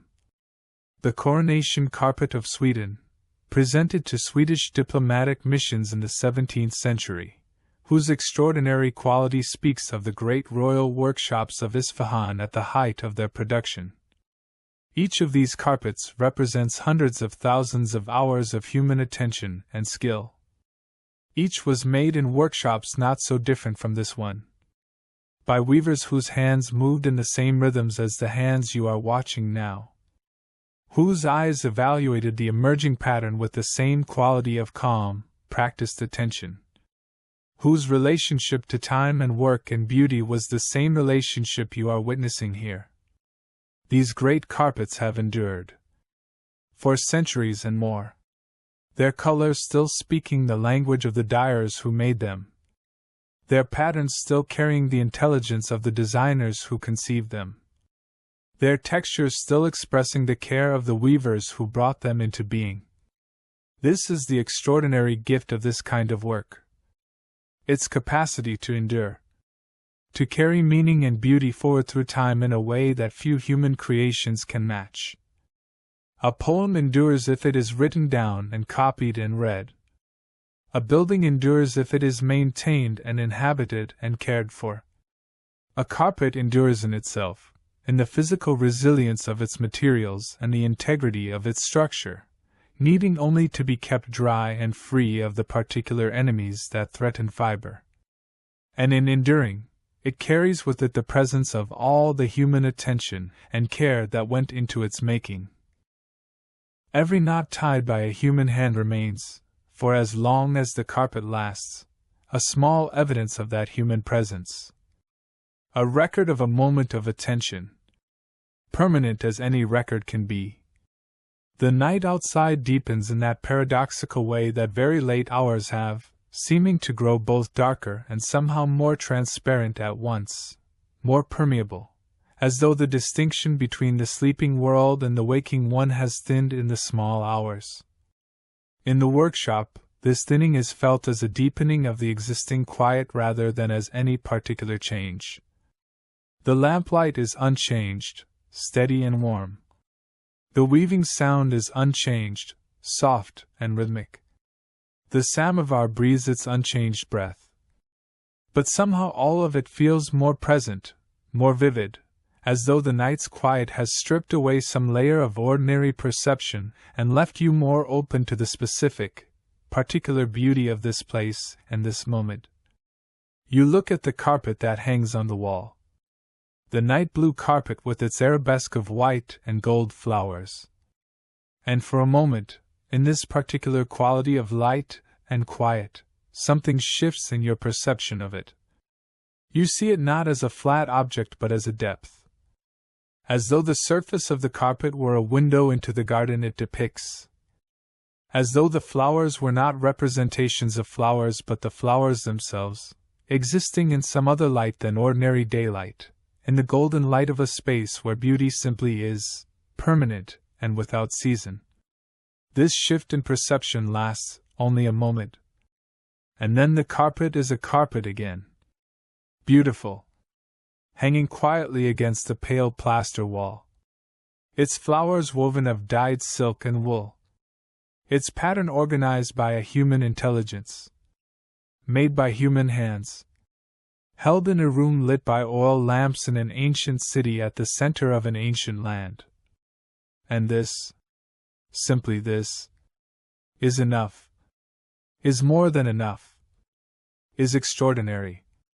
The weaver's hands continue their patient work. Thread by thread. Knot by knot. Building the garden. one small perfect decision at a time. And you, watching, breathing slowly in the warm and scented air. Your eyes growing heavy with the particular weight of peace rather than fatigue. Your mind quieter now than it has been all day. Quieter than it has been all week. Perhaps quieter than it has been in a very long time. You feel the bench beneath you, warm and solid. The plaster wall behind you, smooth and cool. The lamplight before you, steady and warm. The workshop around you, ancient and beautiful and utterly at peace. And somewhere at the very edge of your awareness, barely present, barely there, the soft sound of the weaving. Thread by thread, knot by knot. The most patient and beautiful sound in the world. Leading you gently, gently, into the deep and restful quiet that waits. Just beyond the next breath. Sleep now. Rest in the knowledge that the work continues. That the pattern grows. That the garden is being made. Not by patient knot. And that when morning comes, the carpet will be more beautiful than it was when this night began. Chapter 3. Beneath the lantern light. The deep hours of the night have arrived. The hours that belong to no particular part of the day, that exist in the quiet interval between the end of one day and the true beginning of the next. The hours when the world has let go of its daytime concerns, when the particular quality of stillness that belongs only to this time settles over everything. Like something visible. Like a presence. And in the workshop of the last carpet weaver of Isfahan, this presence is felt. The lamps have burned lower since the early evening. Not alarmingly lower, not threateningly lower, simply lower in the natural rhythm of oil lamps burning through the night. Their flames slightly smaller now than they were at the beginning, their light slightly warmer, slightly more amber, slightly more interior in quality. As though the light has turned inward along with everything else. As though even the flames have entered a mode of deeper rest. This subtle change in the quality of the light has changed the quality of the room. Everything is slightly softer now, slightly closer, slightly more intimate in a way that is not claustrophobic but deeply comforting, the way the interior of a house feels more itself when the light outside has fully gone. The samovar.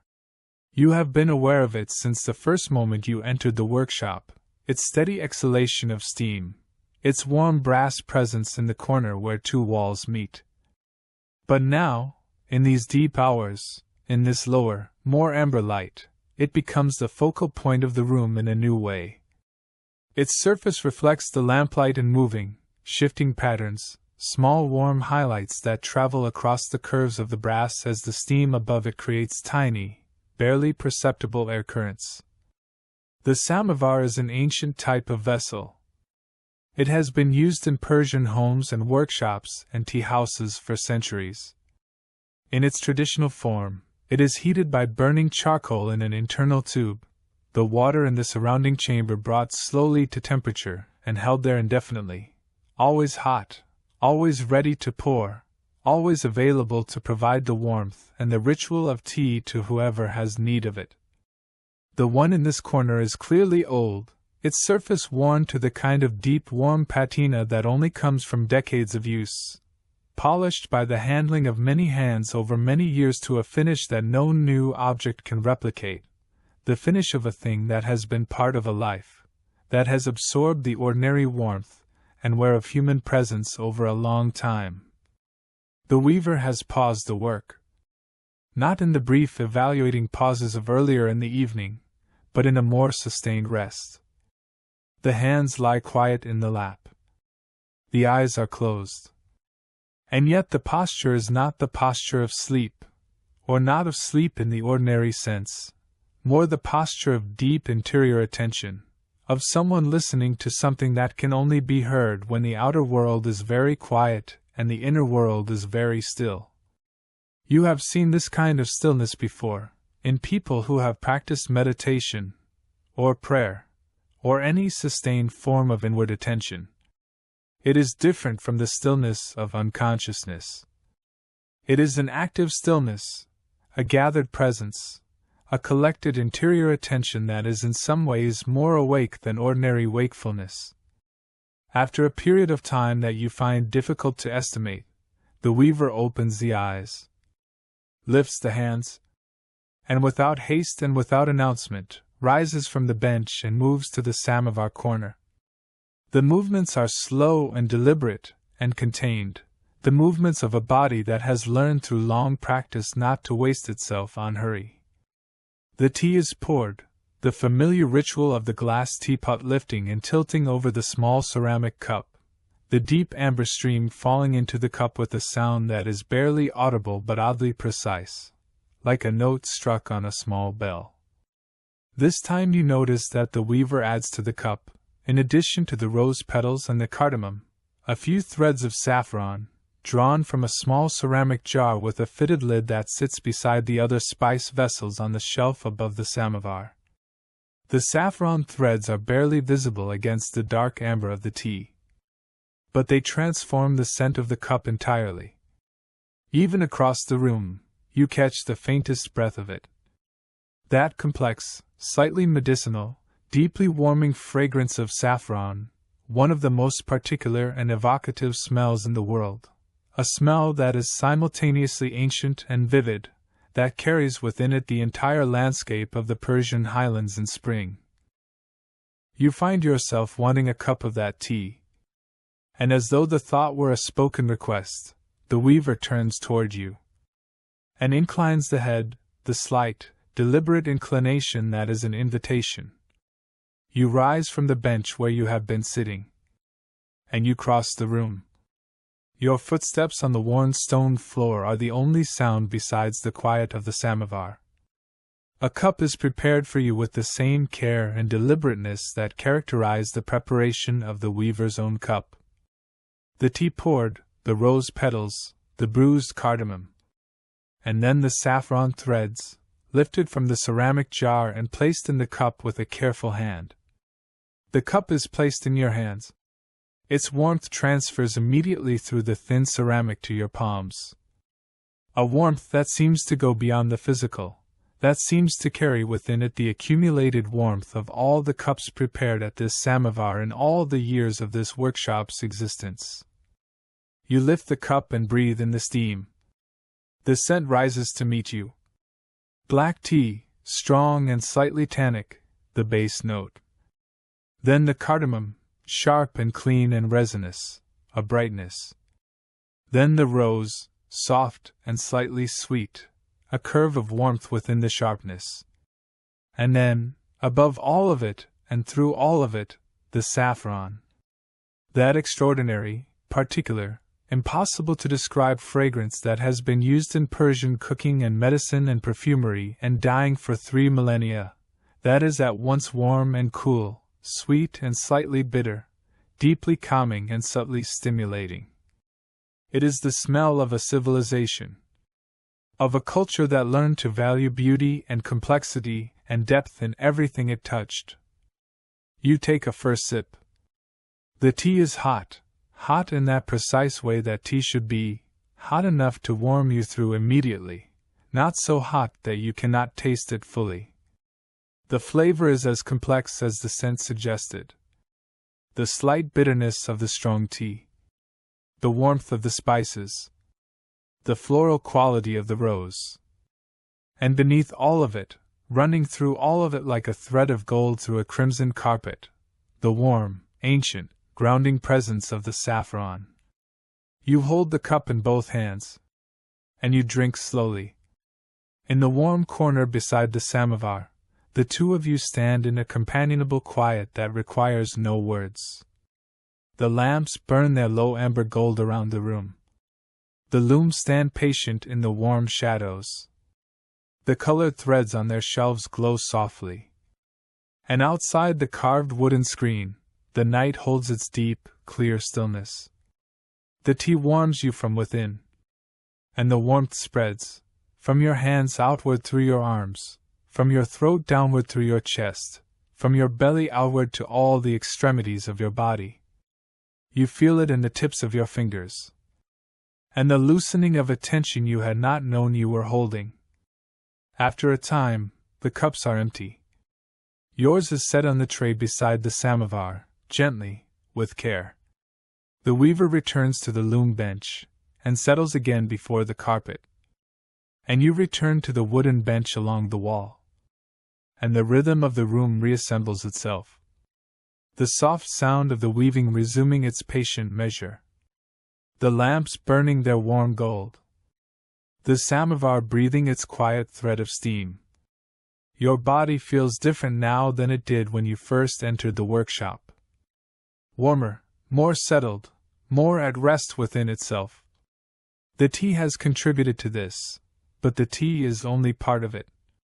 The larger part is the accumulated effect of hours spent in this room, in this light, listening to this sound, breathing this air, being present to this ordinary beauty. Hours during which the pace of your own interior life has slowed, gradually and completely, to match the pace of the room. So that now you breathe as the room breathes. Slowly and fully and without hurry. And your mind moves as the lamplight moves. In long, slow oscillations. Barely disturbed by anything. The carpet. You look at it now with eyes that have been prepared by hours of watching. That have learned to move slowly, to rest on details, to take in one thing fully before moving to the next. The central medallion has grown significantly since the early evening. Its golden center now fully formed, a deep warm sun at the heart of the design. The surrounding rings of color, blue and ivory and rose, have each been completed to some degree. And the arabesque of petals and curves that forms the outer ring of the medallion is now clearly visible in its overall shape, though the details of its inner structure are still only partially realized. From where you sit, the carpet looks like a world seen from above, a view of some extraordinary garden taken from a great height, from the vantage of a bird or a dream, in which the paths and the flower beds and the central fountain of paradise are visible in their full, complex, beautiful order. This view from above is one of the distinctive qualities of Persian carpet design. Unlike Western garden design, which is meant to be experienced from within, moving through paths and around hedges and between flower beds, the Persian garden design as expressed in carpet form presents the garden as a totality, as a complete vision, all of it visible at once. The Chahar Bagh, the foregarden design that divides the carpet into quadrants by two crossing water channels, reflects the layout of the enclosed paradise garden with its central pool and its four quarters. And the central medallion corresponds to the fountain or the pool at the center of this garden, the still, reflecting center around which all the beauty of the garden moves and returns. The idea of the garden is central to Persian aesthetic culture in a way that is difficult to overstate. It begins with the Avestan word paradisa, meaning an enclosed space, a walled garden. This word passed into Greek as paradisos, and from Greek into English as paradise. The enclosed garden, the garden bounded by walls and irrigated by channels and planted with trees and flowers and fragrant herbs, was for the inhabitants of the dry Iranian plateau the highest image of earthly beauty and divine grace. In a land where most of the landscape is stone and dust and the fierce clarity of unmediated sun, the enclosed garden fed by a reliable water source is not merely pleasant. It is miraculous. It is life made visible. It is beauty in its most essential and most necessary form. And so the garden became the great metaphor of Persian culture. The metaphor for paradise, for the beloved, for the inner life properly cultivated, for the divine. The poems of Hafez and Sadi and Rumi are gardens. The miniature paintings of the Safavid masters are gardens. The great tiled courts of the mosques of Isfahan are gardens. And the Persian carpet. The Persian carpet is a garden that you carry with you. A garden you can lay down wherever you are and inhabit. A portable paradise. The weaver's hands move through this garden, building it thread by thread, tying each flower into permanence, each leaf, each curve of vine, each petal of each blossom at the precise place the design requires. And in doing so, creating something that has always existed as a possibility in the design, as a dream in the designer's mind, as a vision in the deep tradition of Persian textile art. Making it real. Making it physical. Making it available to any eye that rests upon it, and any foot that presses into its deep, soft pile. You let your eyes rest again on the hanging carpet. The night blue garden with its white and gold flowers. And you think about all the places this carpet has been. Or might have been. Or could be. You think about a great house in Isfahan, 4 centuries ago, a tiled courtyard in summer light where this carpet might have been laid for guests of honor, where bare feet or silk-slippered feet might have crossed it, where eyes accustomed to beauty might have moved across its surface and recognized in it the qualities they valued most. Or a room in a palace, smaller and more intimate than the great reception halls, a private room with painted wooden ceilings and mirrored alcoves where a scholar might have sat by lamplight exactly like this lamplight and read Hafez, and looked up from time to time at this carpet and been recalled by it to something essential. Or simply a family's home, a room in a house in the old city where children played and meals were eaten and the ordinary beautiful business of a human life was conducted with the quiet dignity that this culture has always associated with even the most everyday activities. The carpet has known all of these places. Or could have known them. And it carries within it the possibility of all of them, the potential for all the human presences and occasions and moments that any carpet made with this quality of care might witness over its long life.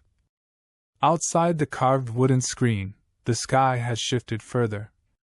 The deep blue-black of the middle night has moved perceptibly toward a dark blue. Still fully night. Still full of stars. But the stars are very slightly less brilliant than they were at the deepest hour. As though the coming light of morning, still many hours away, has begun to press upon the sky from below the horizon, a pressure so slight it is barely detectable but real. The night is turning. This turning of the night is one of the most ancient rhythms known to human experience. More fundamental than the rhythm of the seasons. More immediate than the rhythm of the tides. The daily movement from dark to light and back to dark again has shaped human consciousness since before history, has organized the lives of every human being who has ever lived, has been the primary measure of time for most of human existence. To feel this turning, to be present in a place where the quality of the darkness gives you information about where you are in the wheel of the day, is to be connected to something very basic and very real in the nature of things. In ordinary contemporary life, this connection is often lost. The uniform artificial light of modern existence flattens the distinction between night and day, makes it possible to ignore the darkness, to work and move and think at any hour as though all hours were equivalent. But they are not equivalent. The deep night hours have their own quality, their own pace, their own particular gifts. The gift of quiet. The gift of depth. The gift of the kind of thinking and feeling that can only happen when the ordinary demands of the day have been stilled.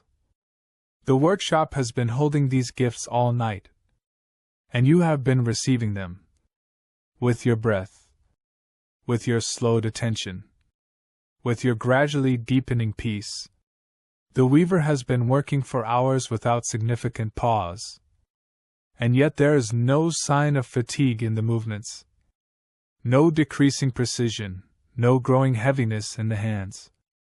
This is one of the attributes of deeply practiced skill, that it does not tire in the ordinary way that untrained effort tires. Because it is not effort in the ordinary sense. It is expression. The expression of a capacity so thoroughly developed and so completely integrated into the body and mind of the practitioner that it flows rather than labors, that it is self-sustaining rather than self-depleting. The weaver weaves the way you breathe, not because it is effortless, but because the effort is so perfectly matched to the capacity that it feels like flow. You watch the hands, and you think about the hands of all the weavers who have worked in this room before. The masters of previous generations who taught their knowledge to the next generation, and the generation before them who taught them, and the generation before that. Stretching back through the centuries of Isfahan's great carpet tradition to the Safavid period, to the royal workshops that Shah Abbas established, to the master weavers he brought from Kashan and Tabriz and kept in Isfahan to create carpets of unprecedented quality. And stretching further back still, to the earlier traditions of Persian carpet weaving, about which the historical record is sparser but which archaeological evidence and poetic references suggest reach back to at least the second half of the first millennium BC. The Pazyryk carpet, discovered frozen in a Scythian burial mound in the Altai Mountains and now dated to the 5th century BC, is the oldest surviving pile carpet in the world, and its extraordinary technical sophistication suggests that it was not the first of its kind but a mature product of an already well-developed tradition. The carpet has been with human civilization for a very long time. And the knowledge that makes the carpet possible, that specific, embodied, experiential knowledge of how to prepare the materials and tie the knots and manage the loom and control the pattern, has been with human civilization for just as long. Passed from hand to hand, from master to apprentice, from parent to child, through the generations, surviving invasions and upheavals and the long, slow erosions of time. Surviving because it was useful, because it was beautiful, because it produced something that human beings valued and needed and could not imagine being without. The knowledge in the hands of the weaver across the room from you is the knowledge of all of those hands. Ancient knowledge, living knowledge, knowledge that will pass to the next hands that are ready to receive it. The tea you drank has settled into a warm and gentle heaviness throughout your body. The cardamom and rose and saffron have done their work. Your eyes are heavy now, not with the sharp fatigue of having stayed up too late against your will, but with the sweet heaviness of deep relaxation, of a body that has been entirely at ease for several hours and is ready, more than ready, to tip over into the full rest of sleep. But you do not want to sleep. Not yet. There is still so much beauty here to receive. The warmth of the lamps, the sound of the weaving, the sense of the room, the patient, extraordinary labor of the carpet going thread by thread on its great wooden frame. You let your eyes move once more through the room. This room that has become so familiar to you in these hours. The high brick ceiling with its patient arches. The pale plastered walls with their niches of lamplight. The shelves of colored thread in their extraordinary array of natural colors. The loom standing tall and quiet. The great carpet taking shape on the central loom. The hanging carpet on the wall with its night blue garden of white and gold. The samovar in its corner, still warm, still breathing, still patient and available. The small plate of rose petals and cardamom. The ceramic cups with their painted flowers. The worn stone floor reflecting the lamplight in small, soft gleams. The carved wooden screen through which the stars appear in their small perfect squares. All of it is exactly as it has been. Nothing has changed. And yet it is all somehow more itself than it was. More present. More vivid. More beautiful in the way that things become more beautiful when they are fully seen. When attention has rested on them long enough to pass through the stage of recognition and arrive at the stage of genuine seeing. The weaver pauses again. A brief pause, the kind that has become familiar. The hands rest. The eyes move over the carpet. And in this pause, in this stillness of hands and gaze, you catch a glimpse of something you have been aware of all evening but have not yet directly acknowledged. The quality of relationship between the weaver and the carpet. It is not merely the relationship of a craftsperson to their work, though it is certainly that. It is something more intimate, more involved. The carpet knows the weaver, in the sense that every element of it has been determined by the weaver's hands and eyes and knowledge and intention, and the weaver knows the carpet, in the sense of knowing each detail of its design and its current state, and the distance between where it is now and where it is going. But more than this knowledge, there is a kind of conversation happening. The carpet, as it grows, presents itself to the weaver's attention in new ways. New relationships between colors and patterns become visible only as each section is completed, and the weaver responds to these new revelations, making small adjustments in approach, perhaps choosing a slightly different thread tension for a particular section, perhaps shifting position very slightly to see a different angle of the emerging design. The carpet is not merely following the instructions of the naksha. It is becoming something. And the weaver is both guiding that becoming and responding to it. This quality of responsive relationship between the maker and the made thing is one of the aspects of craft that is most difficult to explain to someone who has not experienced it. But you have experienced something of it yourself. In whatever form of making you have engaged in your own life. In cooking, or gardening, or writing, or the arrangement of objects in a space, or the improvised creation of anything that required your attention and judgment in the moment of its making. That sense that the thing being made has its own logic, its own requirements, and that your job as maker is not merely to impose your intention on inert material but to enter into a conversation with that material, to listen as well as to speak, to respond as well as to direct. The best making is always a dialogue. The weaver's hands return to the threads, and the rhythm resumes. Thread not cut. Soft and steady. Patient and precise. A moth has appeared from somewhere. It moves around the nearest lamp in slow, circling loops, drawn by the light, circling it, approaching and retreating,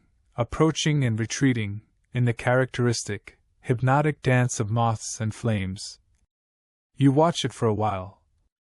The moth's wings catch the lamplight, and hold it briefly with each pass, small flashes of pale light, against the warm darkness. In Persian poetry, the moth and the flame are one of the great recurring metaphors. The moth drawn to the flame that will destroy it. The mystic drawn to the divine light that consumes the self. Hafez uses this image. Rumi uses it. Adder uses it. It appears throughout the tradition of Persian mystical poetry as an image of the soul's longing for unity with its source, the willingness to surrender the self to the light. The moth circling the lamp in this workshop is doing something much simpler than this. But watching it, you feel the weight of all those uses of the image. The long shadow of Persian poetry falling gently across this ordinary moment. The moth settles on the wall beside the lamp, its wings closed now, at rest. The brief drama is over, and the workshop returns to its pure quiet. The patterns of the carpet tell stories. Every element of traditional Persian carpet design has a meaning, or a range of meanings, accumulated through centuries of use and interpretation. The flowering vine that winds through the field of the carpet represents the garden of paradise, the abundant, perfect, eternal garden that Persian culture has placed at the center of its imagining of the divine and the beautiful. The flowers that bloom along this vine, roses, lotuses, peonies, carnations, the idealized, perfected flowers of the carpet garden, each carries its own associations. The rose, Gol, is the queen of flowers in Persian culture, associated with beauty, with the beloved, with the divine in its most accessible and tender form. Hafez's great collection of poetry is called the Divani Hafez, but it might equally be called the Garden of Roses, so pervasive is the rose in his imagery. The lotus, associated in Persian culture with purity and spiritual aspiration, with the sacred center, with the flower that emerges pure from the mud of the water and rises toward the light. The carnation, associated with fidelity, with love that persists through difficulty. The iris, associated with valor. The narcissus, associated with the beloved's intoxicating eyes, with beauty that is also danger, with the flower that broke the world's heart in its perfection. These associations are not rigidly fixed in Persian carpet design. They operate as a kind of ambient cultural resonance rather than as a strict symbolic code. A carpet maker is not necessarily intending to convey a specific literary meaning through the inclusion of a particular flower. But the flower carries its resonances anyway, in the cultural memory of any viewer who has absorbed the poems and the paintings and the other textiles that use these same images. The carpet participates in a great conversation that Persian culture has been conducting with itself for centuries. A conversation about beauty, about the garden, about the divine, about the relationship between the material and the spiritual world. And this conversation does not require any explicit decoding. It simply flows through the carpet, through its colors and patterns and the deep familiarity of its forms. The warmth of the room has become absolute. Not oppressive, not heavy, just complete. A warmth that seems to arise from the room itself, from its brick walls and its stone floor, and its many lamps, and its long history of occupation by human bodies engaged in warm, patient labor. It surrounds you completely. It settles into your muscles and your bones and the deep tissues of your body that hold the accumulated tensions of the day. And it releases them. Slowly. Gently. One by one. Your shoulders are lower than they have been in some time. Your jaw is unclenched. The space between your eyebrows, where tension so often gathers without your noticing, has relaxed. Your breath is slow. Very slow. Moving in its own natural rhythm, without your management or direction, simply breathing, the way breath does when there is nothing in its way. The weaver works on. You watch through half-closed eyes. The movements are so familiar to you now that you can anticipate each phase. The reach for the thread. The drawing of it through the warp. The tying of the knot. The swift, precise cut. Over and over. An ancient rhythm. A human heartbeat translated into the language of silk and wool. The lamps burn their low amber gold. The samovar breathes. The carpet grows. The night continues its slow turn toward morning. And you, sitting on the warm wooden bench in the warm lamplight in this ancient workshop in this ancient city. You are simply here. Present. At rest. At peace. In the deep, unhurried, beautiful quiet of the night. The carved wooden screen high on the wall casts its shadow pattern across the floor near your feet. Small squares of the night sky visible through its interstices, small squares of the workshop floor in shadow between the squares of faint starlight. A pattern of its own. A simple geometric pattern, the oldest of all patterns, the square and the interval, light and dark in regular alternation. The mathematics of beauty reduced to its most elementary form. And still beautiful. Still speaking. Still carrying in its simple rhythm of light and dark something that the eye recognizes and the mind finds satisfying. This is what Isfahan teaches. Or what the best of Isfahan teaches. That beauty does not require complexity to be real.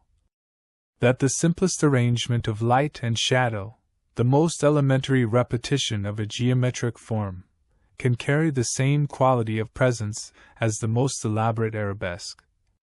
That the particular quality of beauty is not determined by its degree of elaboration but by the quality of attention that went into its making, and by the quality of attention that its viewing receives.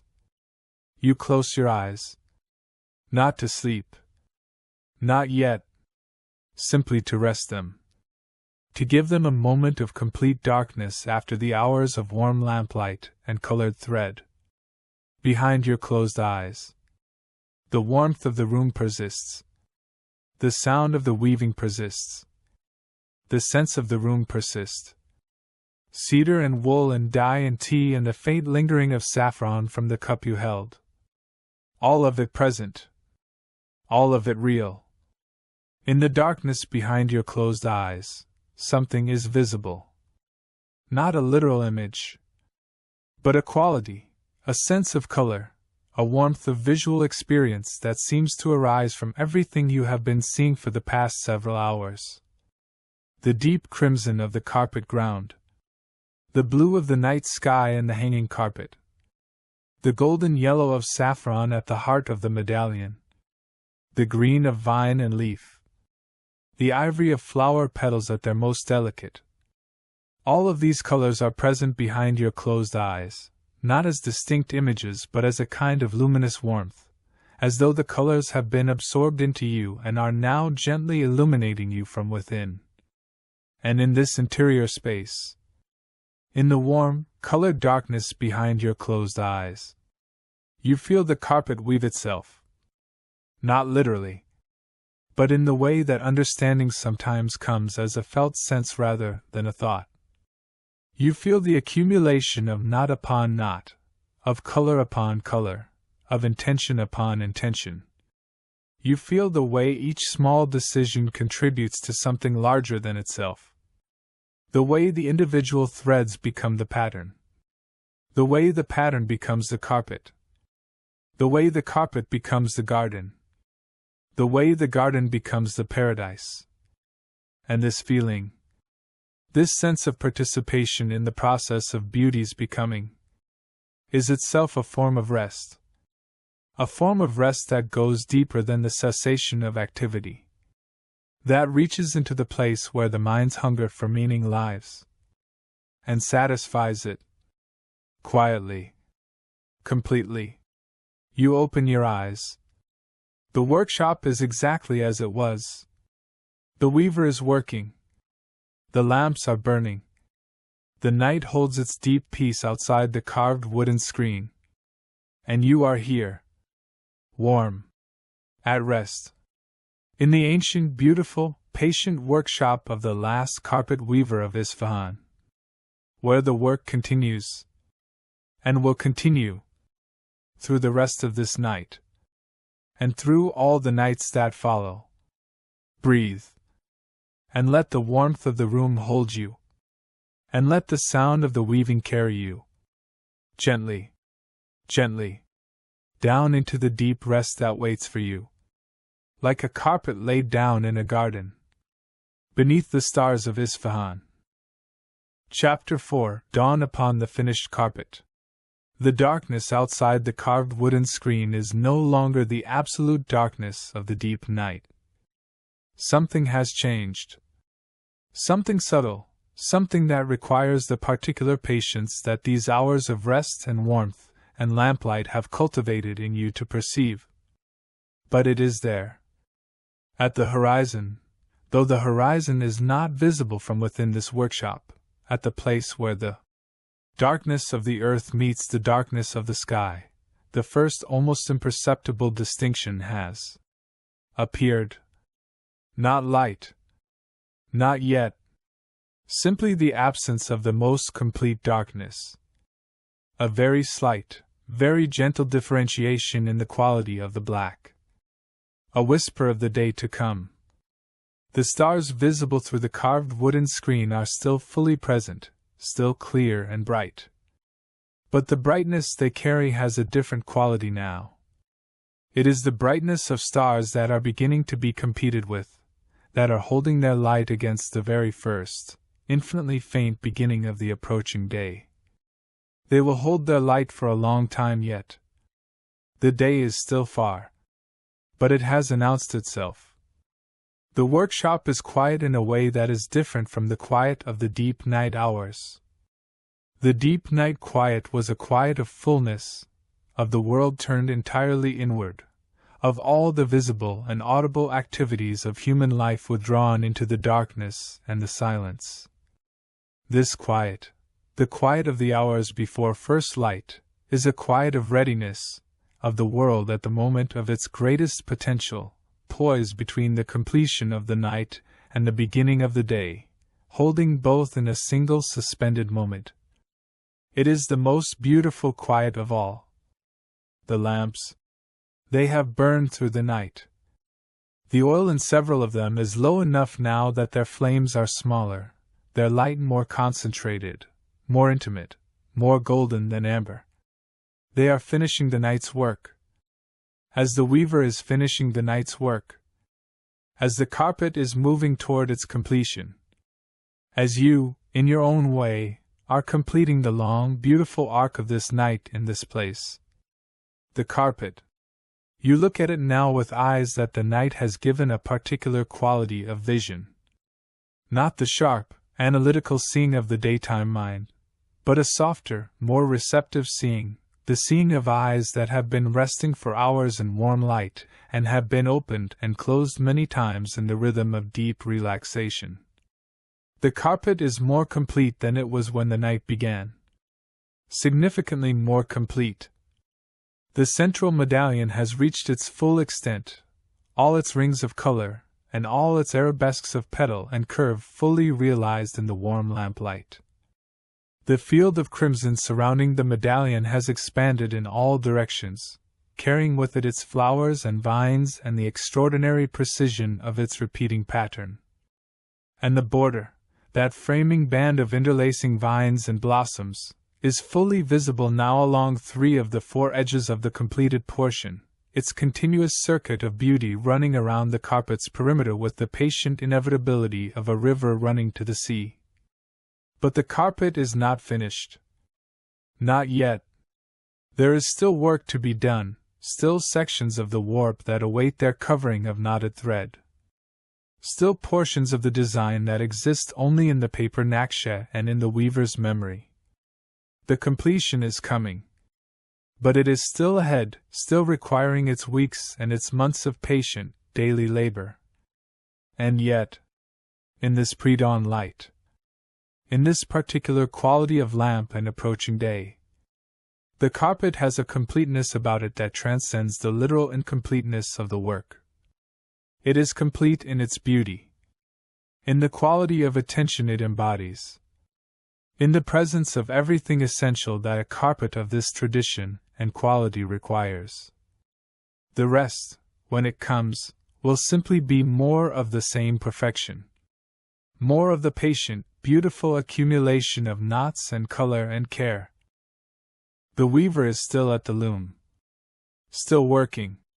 But more slowly now, with the particular pace of the pre-dawn hours, which is slower even than the night hours, a pace that seems to match the quality of the light and the air at this particular moment of the turning day. The movements are as precise as they have been all night. There is no sign of fatigue in them. Only the settled, steady quality of deep practice, the movements of a body and mind so fully engaged with what they are doing that the question of fatigue simply does not arise. You have been sitting and watching for a very long time. A long, beautiful, unhurried time. And you have received from this watching more than you could have anticipated when you first pressed your palm against the old wooden door and felt it swing open beneath your hand. You have received the particular peace of this room. This ancient, warm, lamplit room where beautiful things are made slowly and with complete care. You have received the sense of cedar and wool and dye and tea and saffron. The sounds of the weaving and the samovar and the very faint distant call of the azan. the warmth of the tea in the ceramic cup, and the warmth of the bench beneath you, and the warmth of the lamps around you. The beauty of the carpet growing thread by thread. The beauty of the colored threads on their shelves. The beauty of the night blue hanging carpet with its white and gold garden. All of this is in you now. Absorbed through the long, quiet hours. Present as something that has no name but that you will carry forward. From somewhere outside. Very faint. A sound. A bird. A single, clear note. Brief as a breath. Present and then gone. The first bird of the morning. Announcing itself from somewhere in the old city, from a rooftop or a garden or the branches of one of the ancient trees that grow in the courtyards of the mosques and palaces. Announcing the approach of the day with that single clear note. In Isfahan, the birds of the morning have always been heralds. The dove in particular, whose gentle, repeating call is one of the defining sounds of the Persian morning, has appeared in Persian poetry for centuries as a figure for the soul, for the divine beloved, for beauty calling from somewhere just beyond the visible. Hafez hears the morning birds and is reminded of his beloved. Sadi hears them in the orange groves of Shiraz and writes of their sadness and their joy. Rumi hears in the cry of the reed flute the same longing that the bird expresses, the longing of the separated for reunion with their source. The morning bird in the garden of Isfahan is a word in the language that Persian culture has been speaking for centuries. A word that means, the night is ending, the day is coming, beauty persists, and the world continues to be extraordinary. The lamp nearest to the window screen flickers once. Very briefly. And then steadies. But the flicker draws your attention to the screen. And through the carved wooden interstices of the screen, you see something you have not seen all night. A change in the quality of the sky. Not light. Not the full dawn. Not even the pre-dawn glow. But the first, faintest, most tentative suggestion of a distinction between the sky and the horizon. A distinction that means, here is where the earth ends and the sky begins, a distinction that is only visible when the sky has begun to carry within it the first anticipation of the coming day. The carved wooden screen. You have been aware of it all night. Have watched the stars through its small squares. Have heard the night air move through it. Have received through it the faint sense of the garden outside. But now you look at it with fresh attention. It is a beautiful thing in itself, quite apart from what it frames. The wood is old and dark, carved in a repeating geometric pattern that creates the squares through which the sky is visible. But the pattern is not simply a grid. At closer examination, the squares are created by the intersection of diagonal elements, each element carved in a slight curve that suggests a flower stem or a vine, so that the overall effect is both geometric and organic. Light and structural. Mathematical and alive. It is a small example of the principle that operates everywhere in Persian decorative art. The reconciliation of opposites in a form that contains both and transcends both. The first true color of the sky appears. The faintest, most dilute imaginable version of blue. A blue so pale it is barely distinguishable from the darkness that surrounds it. But it is there. It is real. The sky is becoming blue again after its long night of black. The day has truly begun to arrive. The weaver pauses in the work and looks toward the screen. This pause is different from all the previous pauses. It is a looking toward, a turning of attention outward from the carpet toward the world beyond the workshop walls. A recognition of the turning of the day. And then the weaver turns back to the carpet. And the hands return to the threads. And the rhythm continues.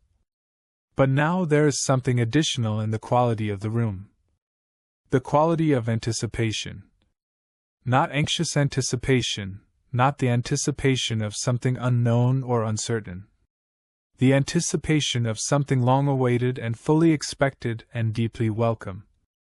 The anticipation of the morning light. The lamps are burning very low now. Several of them have guttered out during the deepest hours of the night, their oil exhausted. The remaining lamps burn with the small, concentrated flames of nearly empty vessels, their light more intimate than ever, more amber, more interior. And yet the room does not feel darker than it did at the night's beginning, because the darkness outside has lightened. The quality of the air coming through the carved wooden screen has changed. It is cooler now, lighter, carrying within it the freshness that belongs to the hours just before sunrise, a freshness that seems to carry the promise of the day. The blue of the pre-dawn sky visible through the screen has deepened and brightened very slightly. A blue that is now unmistakably blue, not just the absence of black but a genuine color. A particular Persian blue. The blue of the tile work of the Shah Mosque at the northern end of Nakshi Jahan Square. The blue of the tile work of the Sheikh Lotfallah Mosque opposite. The blue that has been the characteristic color of Isfahan's great monuments since the Safavid period, since Shah Abbas directed his master tilemakers to cover the domes and iwans and minarets of his capital in this particular, luminous blue. A blue that seems to contain within it both the depth of water and the height of sky, both the earth and the heavens. And now, very gently, at the very edge of the eastern sky, the first gold. A thin line at the horizon. Barely there. A thread of warm gold at the junction of the earth and the sky. You catch your breath. Just slightly.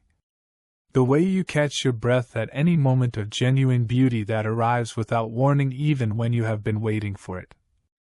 This gold at the horizon is the first light of a sun that is still below the visible earth, that is illuminating the underside of the sky from beneath the curve of the world. And this illumination, this borrowed light before the sun itself appears, is one of the most beautiful things that the visible world offers. It is called many things in many languages. Civil twilight, astronomical twilight, the false dawn. In Persian poetry it is called the soba, the dawn twilight, and it carries in Persian literature the same freight of hope and longing and spiritual significance that the dawn carries in mystical traditions everywhere in the world. The dawn is the moment of the soul's awakening. The moment when the long darkness of the night of separation gives way to the first light of reunion. The moment when the lover who has waited through the long night is rewarded by the first sight of the beloved approaching. Rumi speaks of this dawn. Hafez speaks of this dawn. The entire tradition of Persian mystical poetry reaches toward this moment of the first light as toward the moment of the soul's arrival at its longing. And here it is, not in poetry, but in reality. A thread of gold at the horizon. Real and wordless and extraordinary. The weaver has stopped working. Entirely. The hands rest in the lap. The eyes are turned toward the carved wooden screen and the sky beyond it. And for a long, still moment, weaver and carpet and workshop and the first light of the morning are simply together in the same space, breathing the same air, present to the same extraordinary moment. Then the weaver rises, moves to the screen, and with careful hands opens it. The full morning air enters the workshop. Cool, fresh, carrying within it the particular quality of the very first minutes of the day, before the sun has risen above the horizon, when the light is diffuse and equal and everything in the world has the same gentle luminosity. And with the air, the sounds of the waking city. Faint, distant, but present. The call of birds. More than one now. Several voices, distinct and clear, a chorus beginning. And very far away, the sound of the morning azan, the first call to prayer of the new day, rising from the minarets of the great mosques that surround Nakshi Jahan Square, their voices carrying across the old city in the clear, still morning air. The workshop fills with the morning air, and the lamplight, which has been the defining quality of the room through the entire night, now has a companion. The first, tentative, wonderful daylight, coming in through the open screen, falling in long, soft bars across the floor, across the looms, across the shelves of colored thread, and across the carpet. The carpet, in this first morning light, is transformed, not into something different from what it was, but into a fuller version of itself. The colors, which in the lamplight were rich and warm and beautiful, in the morning light are all of that and also something additional. Something that can only be described as alive. The deep crimson of the field glows with an intensity that the lamplight could suggest but not fully realize. The gold of the medallion's center catches the morning light and returns it as something very close to literal sunlight, a warmth and brightness that makes you want to shield your eyes even as you want to look.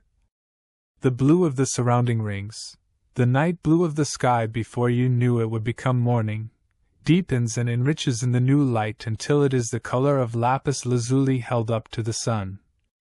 The most saturated, most beautiful blue that fiber can carry. The green of leaf and vine. The ivory of flower petals.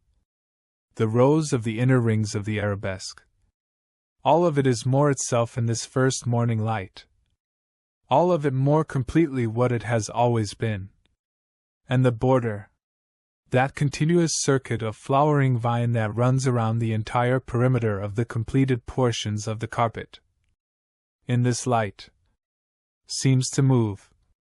Not literally, not in a way that would alarm or disturb, but with the quality of apparent motion that the very best carpet designs create when the light is exactly right and the eye is exactly open. The vines seem to wind. The flowers seem to turn their faces toward the light. The whole border seems to be a garden in the act of waking. Outside the open screen, the sky continues its slow revelation. The thin gold line at the horizon has widened, has deepened, has climbed slightly into the sky above the horizon, pushing the blue before it, the blue rising ahead of the gold as the gold rises, both colors expanding and enriching as the moment of actual sunrise approaches. The stars have faded now. The stars that were so bright and so clear through all the hours of the night have dimmed against the growing light and then disappeared one by one, not gone, simply no longer visible in the growing brightness of the approaching day. They are still there, as they always are, simply waiting for the next night to show themselves again. The birds are numerous now, their voices filling the morning air beyond the workshop with the particular joyful complexity of the dawn chorus. Each bird adding its voice to the collective celebration of the returning light.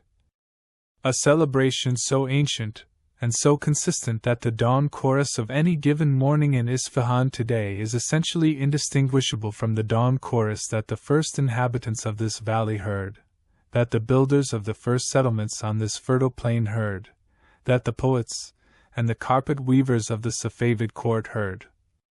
The birds do not change their celebration. The light calls them and they answer, as they have always answered, as they always will. The weaver stands at the open screen for a moment, looking out at the waking city, at the rooftops of old Isfahan turning from the gray of pre-dawn to the warm honey and ochre of morning, at the minarets visible in the middle distance beginning to catch the first direct light of the sun that is still not quite above the horizon, at the small birds moving through the air above the rooftops, black shapes against the pale morning sky, each one tracing its own particular, purposeful line through the new day. Then the weaver turns back to the room, to the lamps, now barely visible in the growing morning light, their flames still burning but no longer the defining source of light in the room, now simply a secondary warmth, a remnant of the night's illumination gently giving way to the day. And to the carpet. The weaver stands before the carpet for a long moment, looking at it with the same quality of gathered, evaluating, affectionate gaze that you have seen throughout the night. But this morning gaze is different from the night's evaluating pauses. This is not the gaze of someone assessing work in progress. This is the gaze of someone seeing their work clearly for the first time. In this particular light. In this particular moment. After this long night of patient labor. In the morning light, the carpet shows itself fully.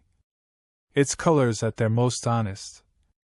Its pattern at its most clear. Its qualities of craftsmanship visible with the precision that only good natural light can provide. The weaver looks at it, and sees what the night's work has produced. The progress made through the quiet hours. The new portions of the design that have been brought into being since last evening. The way the carpet has moved toward its completion. And in the weaver's expression. In the quality of the gaze directed at the carpet. You see something that is one of the deepest satisfactions available to a human being. The satisfaction of a craftsperson in the morning looking at what their hands have made through the night. The satisfaction of good work honestly assessed and found to be good. Not perfect. Never claiming perfection. But good. True. Made with the full application of skill and care and knowledge and attention. Made in the tradition of all the great work that has come before it. And worthy of that tradition. This satisfaction. This particular, specific, real satisfaction. Is one of the things that human culture cannot afford to lose. One of the things that the continued existence of workshops like this one, of traditions like this one, of knowledge and skill and care like this one, preserves and makes available. Not just the carpets. Not just the beautiful objects. But the satisfaction itself. The living knowledge that it is possible for a human being to apply themselves fully and honestly to a task of genuine difficulty and genuine beauty. And to do it well. And to know it in the morning light. From outside, the sound of the city is growing. Slowly, in the way that Isfahan grows into its morning, without urgency, with the same patient quality that characterizes everything about this place at its best. A door opens somewhere below and to the left. Footsteps on old cobblestones. The distant, particular sound of a wooden shutter being pushed open on an upper floor. The world waking. The ancient, patient world of Isfahan waking into another day that will be very like all the days that have preceded it, and very like all the days that will follow it. In the deep, wonderful, sustaining sense that some things endure. That some ways of being in the world persist through all the changes of history and technology, and the long, turbulent passage of time. That the morning in Isfahan is still the morning in Isfahan. You rise slowly from the bench. Your body feels very different from the way it felt when you first sat down in the early evening. Heavier. In the good sense of heaviness. Settled. Grounded. As though the hours in this room have added something to you rather than taking anything away. The warmth of the lamps and the tea and the long, quiet watching has settled into your tissues, into the deep muscles and the slow bones, into the quiet interior spaces where rest really happens. Your mind is clear.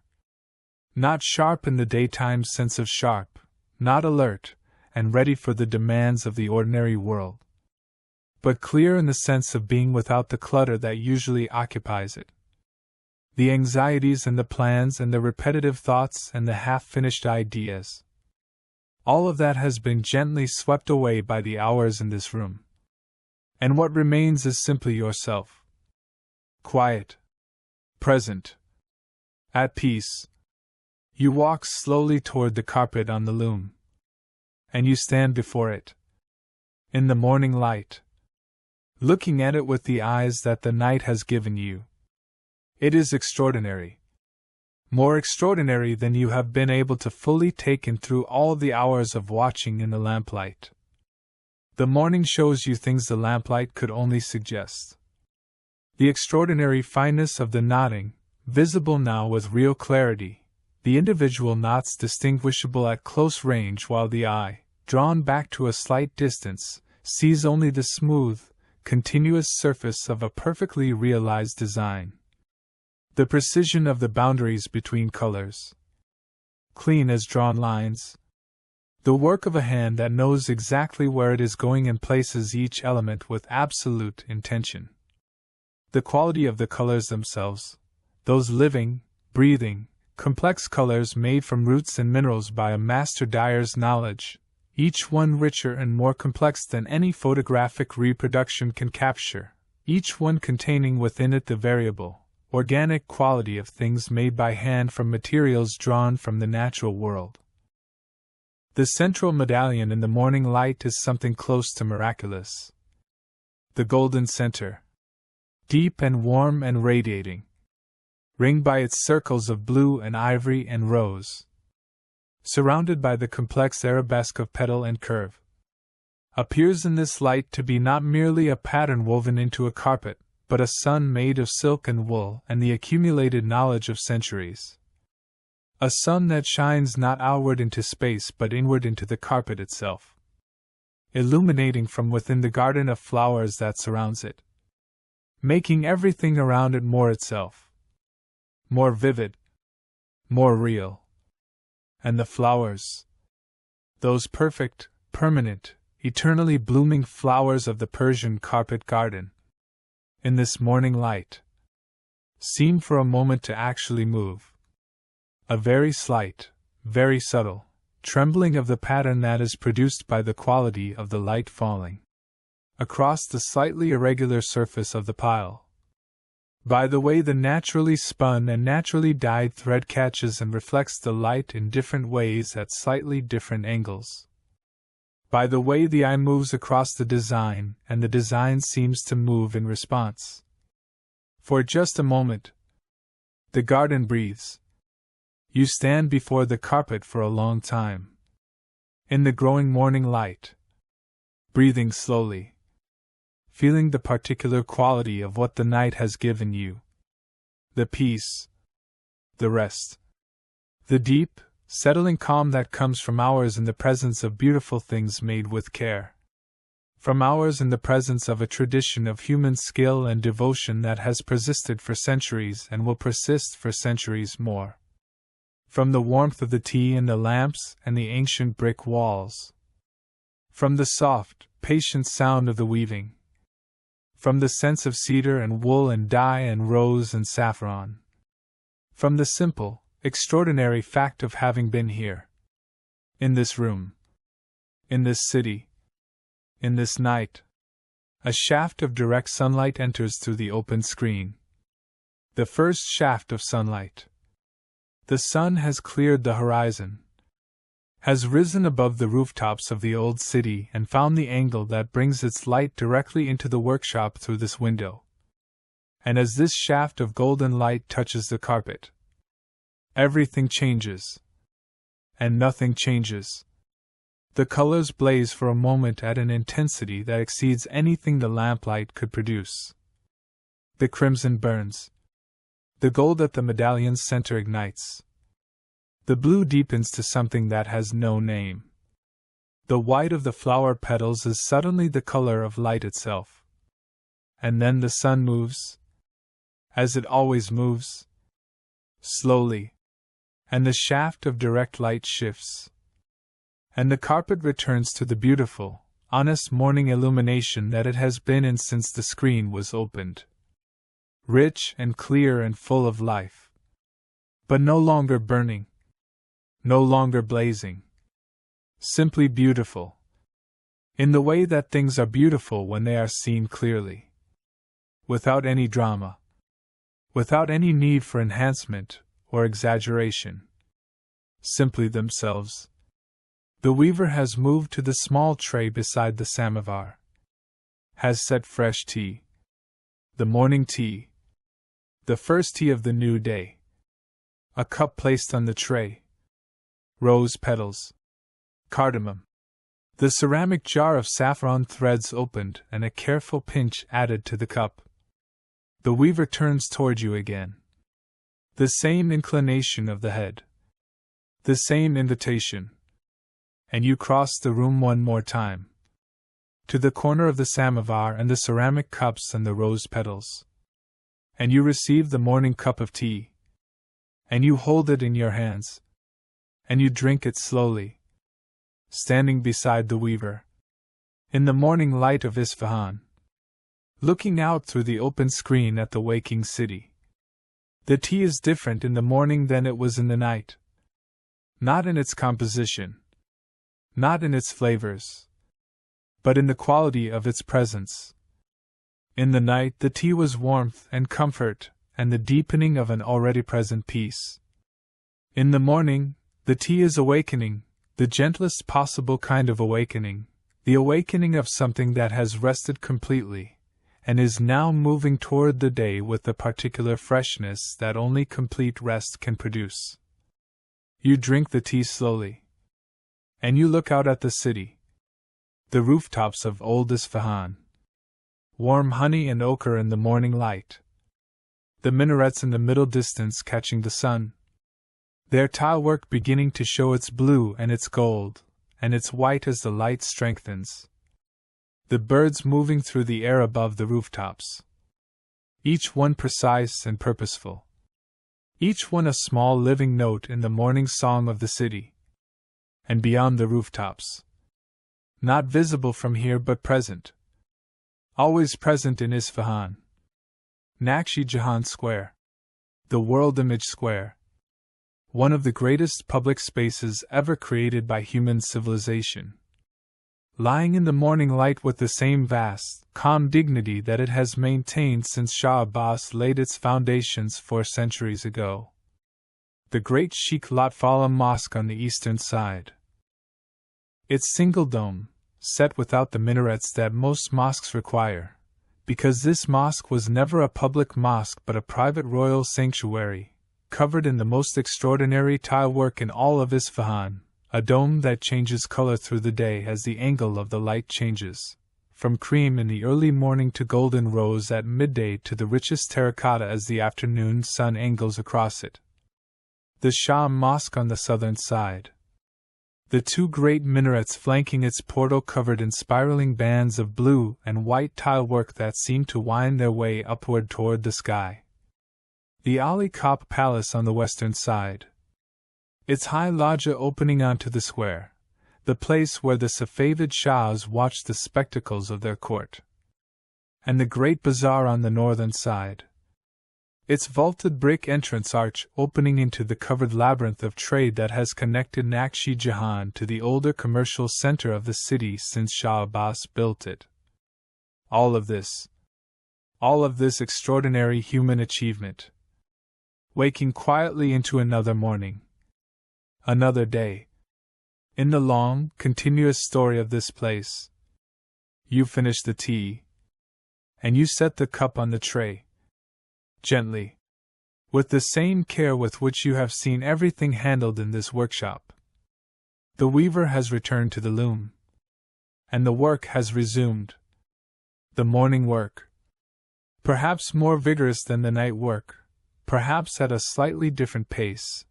The pace of a body and mind that have crossed through the deep quiet of the night, and arrived at the morning with their resources replenished.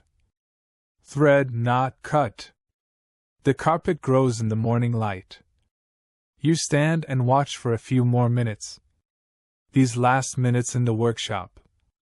Feeling the particular bittersweet quality of a goodbye to a place that has given you something real. Something you will carry with you. The carpet on the loom. Still in progress. Still weeks or months from completion. But already extraordinary in its beauty and its quality. Already a testament to the knowledge and care and patience of the hand that is building it. When it is finished, When the last knot is tied and the last thread cut, and the pile trimmed evenly across its entire surface, and the carpet lifted from the loom and stretched and washed and dried in the Isfahan sun, it will be one of the most beautiful things that human hands and human intelligence and human care can produce. It will carry within it the memory of this night, of the lamplight, of the deep quiet, of the patient rhythm of the weaving through all the hours of the dark, and of the morning light that fell on it at dawn and made its colors blaze for a single extraordinary moment. You move toward the old wooden door. The door that opened to you last evening when you pressed your palm against it and felt it swing inward. You open it now from the inside, and the morning air of the alley enters the workshop, cool and fresh and carrying within it the particular morning quality of old Isfahan. The smell of old stone and new light. You stand in the doorway for a moment. 1 foot in the workshop. 1 foot in the alley. Looking back at the room you have inhabited through the night. The lamps burning their diminished but still present flames in the morning light. The loom standing tall. The shelves of colored thread glowing softly. The hanging carpet on the wall with its night blue garden. The samovar in its corner. The worn stone floor. The high brick arches of the ceiling. And the weaver at the central loom. Working. Quietly. Steadily. Building the garden. 1 knot at a time. In the morning light of Isfahan. The weaver does not look up. The work continues. As it has always continued. As it will always continue. You step out into the alley. The door closes behind you with the soft sound of old wood settling into its frame. The alley is full of morning light now. The pale plaster walls. The worn cobblestones. All of it warm with the direct early light of a clear Persian morning. The cats that moved through these alleys last evening have found their morning places, on sunny windowsills and warm stone corners. The birds are everywhere, their voices the texture of the morning air. You begin to walk. Slowly. In the unhurried way that the workshop has taught you. You carry within you now everything the night has given. The warmth of the lamps. The scent of cedar and wool and dye and rose and saffron. The sound of the weaving. The patience of the carpet. The beauty of the colored threads. The quality of time in a place where time moves at the pace of good work. The peace of deep night in an ancient room full of ancient craft. And the morning light on the finished portion of an extraordinary carpet. You carry all of this. As you walk slowly through the brightening alleys of old Isfahan. As the city wakes around you. As the birds sing in the morning air. As the minarets catch the sun. As the great square begins its day. You carry it like a carpet carried within. Woven through the hours of the night. From the threads of lamplight and warmth and patience and beauty. A carpet that will always be there. When you need it. When the world is too loud or too fast or too demanding. When you need to remember that there are places where time slows. And beauty is made slowly. And the night passes in warm lamplight and the sound of weaving. And the morning comes with gold at the horizon. And the carpet grows. Thread by patient thread. Not by beautiful knot.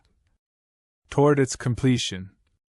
And you, walking in the morning, carrying the workshop within you, are already beginning to drift. Already beginning to descend. Into the deep, complete, beautiful rest that the night in this place has prepared for you. The lamps of Isfahan burn in your memory. Warm and steady. Unwavering. The carpet is there. Deep crimson. Royal blue.